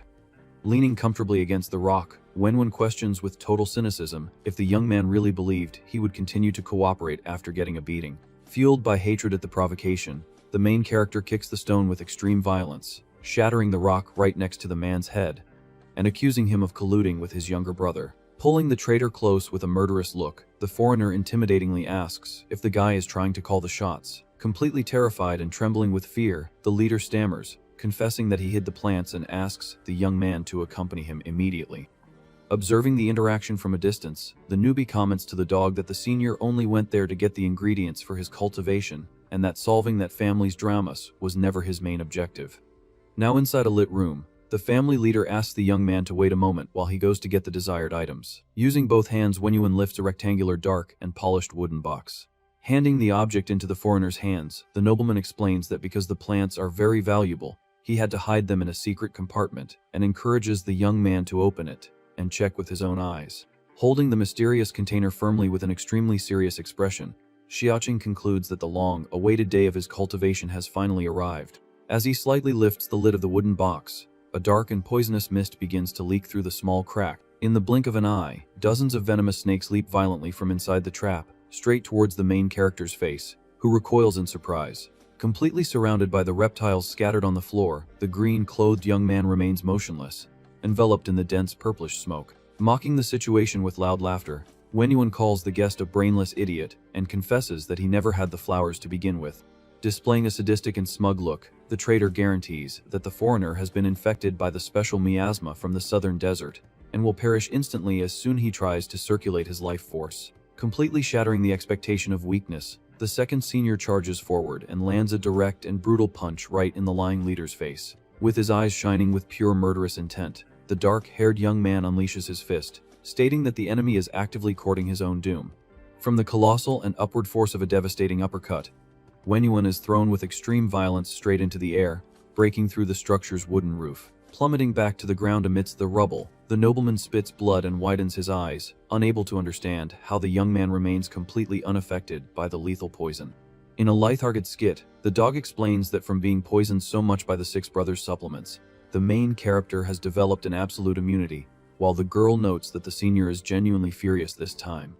Emanating an oppressive and terrifying aura, Xiaoqing advances, stating that he only allows himself to be tricked by one person, and since he can't get rid of that person, the pavilion leader will serve perfectly to pay with his life. Frightened by the beating, Wenyuan crawls across the floor and shouts furiously, ordering his hidden henchmen to stop stalling and attack at once. Nimbly turning his body, the main character blocks the sudden charge of a gigantic purple snake using only his green bamboo pole. In a lethal and precise cutting motion, the dark-haired young man slices the massive serpent's head perfectly in half, spreading venom through the air. Observing the stone floor, the newbie notices with apprehension that countless smaller snakes have begun to slither towards her feet. Cornered by the reptiles, she Lingling asks where so many monsters came from out of nowhere, while the pet warns that those are not common beasts, but creatures strengthened by a dangerous spiritual array. Casting a cold look into the darkness, the second senior notes that the much-talked about southern barbarian has finally decided to show his face. Enveloped in the toxic smoke, the firstborn points his finger authoritatively and commands the assassin to eliminate all the foreigners immediately.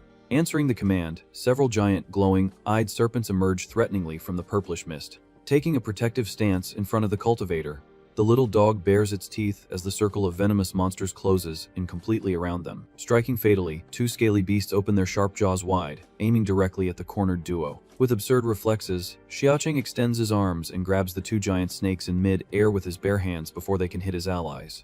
Smiling with relief, the girl celebrates her senior's quick intervention, who appears imposingly to save them from the surprise attack. Analyzing the slimy texture dripping from his hands, the main character furrows his brow, realizing that the monsters are actually molded venomous parasites. Slithering swiftly across the stones, the serpents multiply, accompanied by a macabre and crazed laughter echoing throughout the courtyard. Hidden in the mist, the sorcerer scoffs, calling the group fools and revealing that within his treacherous array, the parasites are immortal and multiply infinitely the more they are attacked.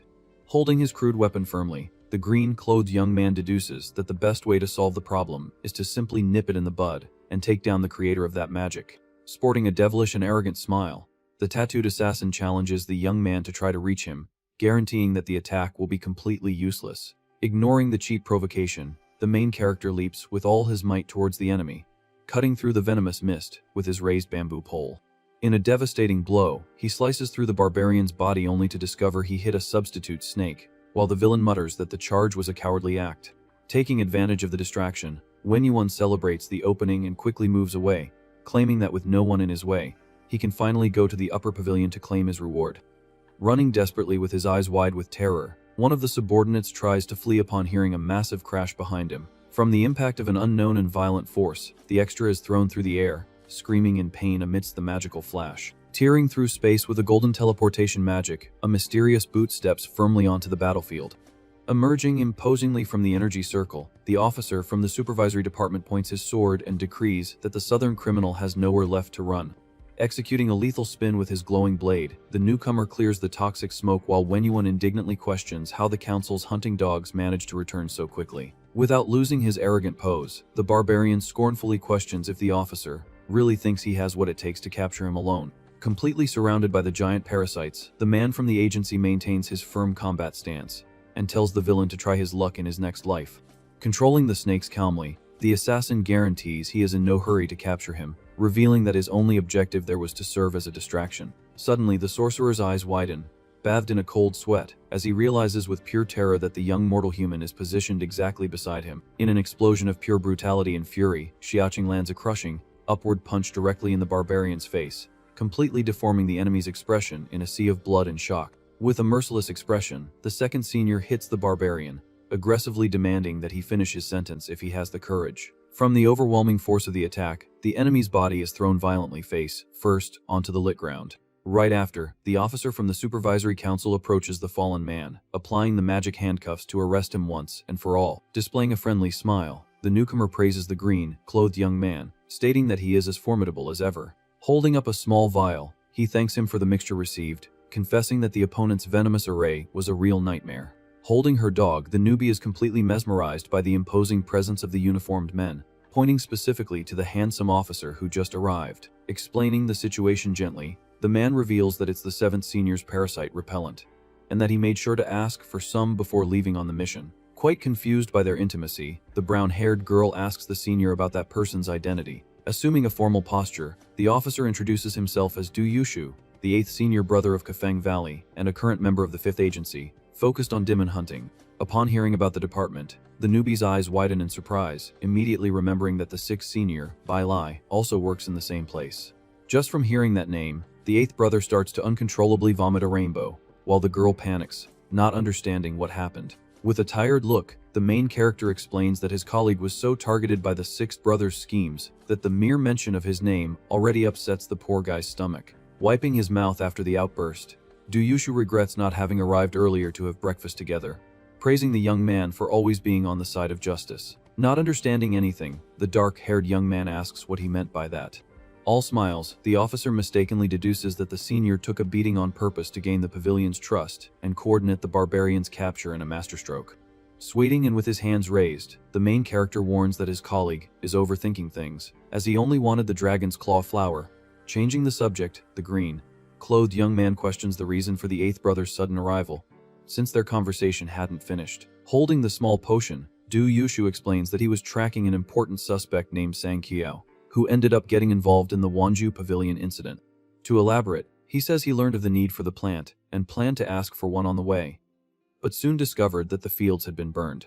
Bathed in a comical sweat, the officer confesses that the target used false clues to frame the young heir, but they realized the mistake and ended up running into the senior by pure fate. Grabbing his colleague by the collar desperately, Xiaoqing begs him to use his authority to search for another flower, while the 8th brother refuses to abuse his official power. Suddenly, a shout calling for Missa Du interrupts their discussion in the middle of the courtyard. Carrying a wooden dummy dressed in the firstborn's clothes, the guards report in fear that the family leader turned into that out of nowhere. Echoing through the room, Wenwen's mocking voice calls everyone fools, questioning if the foreigner really thought he had seen through all of his puppetry art. Outraged by the provocation, the main character storms off, crushing the poor dog's face in the process. Riding on the pet's back, he states with determination that even without the flower, he still has his grand plan for qi condensation. In a small thought bubble, the family leader displays a wicked smile after perfectly understanding the situation. Striking an extremely confident pose, the 2nd senior declares that his absurd strength comes solely from the loving support of the readers with their monthly passes, capable of purifying his meridians. In a comical and shrunken view, he begs on his knees for the passes to become invincible. While the newbie and the dog watch the pathetic scene from afar, far away, the villain Wenwen walks elegantly, preparing the activation of a luminous magic array on the hall floor. With a focused and ambitious look, the firstborn decrees that the position of master of the pavilion will finally be his. Bathed in the light of the magic formation, he positions himself in the center of the circle, waiting for the exact moment. Through the air, a small drop of blood falls perfectly onto the glowing core of the runic seal. Smashing through the entrance door, the main character appears, riding his canine pet, breaking the silent atmosphere of the place. Laughing hysterically, the villain warns that the foreigner has arrived too late, as the array has already been activated, and he will soon claim the family's supreme inheritance. Annoyed by the nobleman's arrogance, Xiaoqing tells the dog to attack quickly, deducing that the old master destroyed the flowers for fear of being used as a sacrifice in the activation of that ritual. Crossing his arms, he concludes with absolute certainty that the man hid a secret supply of blood to be able to open the seal even without the plants. With a dark smile, Wenyuan confirms the theory, praising the southern barbarian's usefulness for helping him decipher the ancient runes that required blood to open the illusion realm. Exuding a powerful energy, The family leader prepares himself as the magical winds swirl violently around him. Behind him, a gigantic, glowing dimensional portal with the yin and yang symbol opens, tearing through space. Completely ecstatic with his success, the villain raises his arms, celebrating that all the ancestors' inheritance will be his alone. Completely unexpectedly, he gets a big scare upon feeling firm hands grabbing his body from behind. Being thrown violently to the ground, the nobleman struggles angrily while the foreigner says that good things were made to be shared between them. Casting a deadly and icy look over his shoulder, the dark-haired young man stares at the fallen traitor. In a fluid and brutal motion, the second senior lands an upward kick to the opponent's chin, telling him to repeat the insults. From the perfect and sharp impact of the boot's sole, the leader's body is thrown with extreme force upwards. Unable to defend himself, Wenwon flies uncontrollably straight into the glowing portal, disappearing into the magical darkness. Casually dusting off his hands, the young man assesses the glowing passage and notes that the path seems quite safe to enter. In an excited leap towards the swirling energy, the main character dives into the portal, wishing himself good luck on the new journey. Arriving running right behind, the newbie and the eighth brother shout the senior's name as they see the young man disappearing through the dimensional hole. With his hand extended in vain, the officer desperately warns that it's the dangerous illusion realm of moon-gazing, but it's already too late. Consumed by frustration, Du Yushu punches the wooden wall, taking the blame for arriving late and thinking his colleague risked his own life to heroically pursue the villain. Sweating, the canine pet questions the supposed heroic attitude of its master, while the girl asks the officer to guard the perimeter in respect for the senior's great ambition. Now inside the illusionary realm, a breathtaking landscape of crystal, clear waters and ancient ruins rests under the intense glow of the giant moon. Flying through the air uncontrollably, the family leader curses the situation, vowing to make the foreigner pay dearly as soon as he can get out. Appearing like a ghost right behind him, the second senior startles the nobleman, ironically questioning what exactly he plans to do. Aggressively immobilizing the opponent on the ground, Xiaocheng snaps that he wouldn't waste the trip for nothing, since the flowers are gone and his Q condensation plan was ruined. With a domineering posture, he explains that he was just waiting for the villain to open the treasure door to steal the inheritance and find another cultivation method. Furious with the young man's audacity, Wenyuan invokes beams of blue energy in his hands, shouting that someone like him would never get his hands on the Song family's treasure. Sitting in the air, enveloped by the cutting magic, the firstborn unleashes his Silver Moon Slash attack, launching luminous blades at the foreigner. Moving his arm with absurd tranquility, the main character deflects the magic attack, shattering the energy blades in the air. Observing the enemy's technique, the young man comments that the nobleman really has many crook tricks cultivated through the wrong path. Advancing at a terrifying speed with a clenched fist, he declares that he is fed up with those villainous routines and glitches.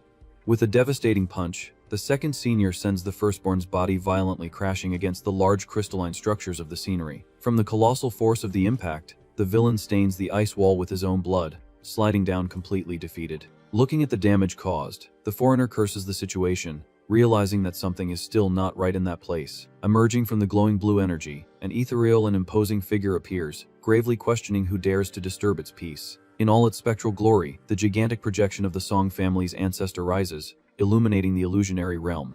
In a fourth wall-breaking moment, the narrator Xiaoqing comically tells that he stumbled into a magical realm and obtained an invincible sacred relic called Monthly Pass.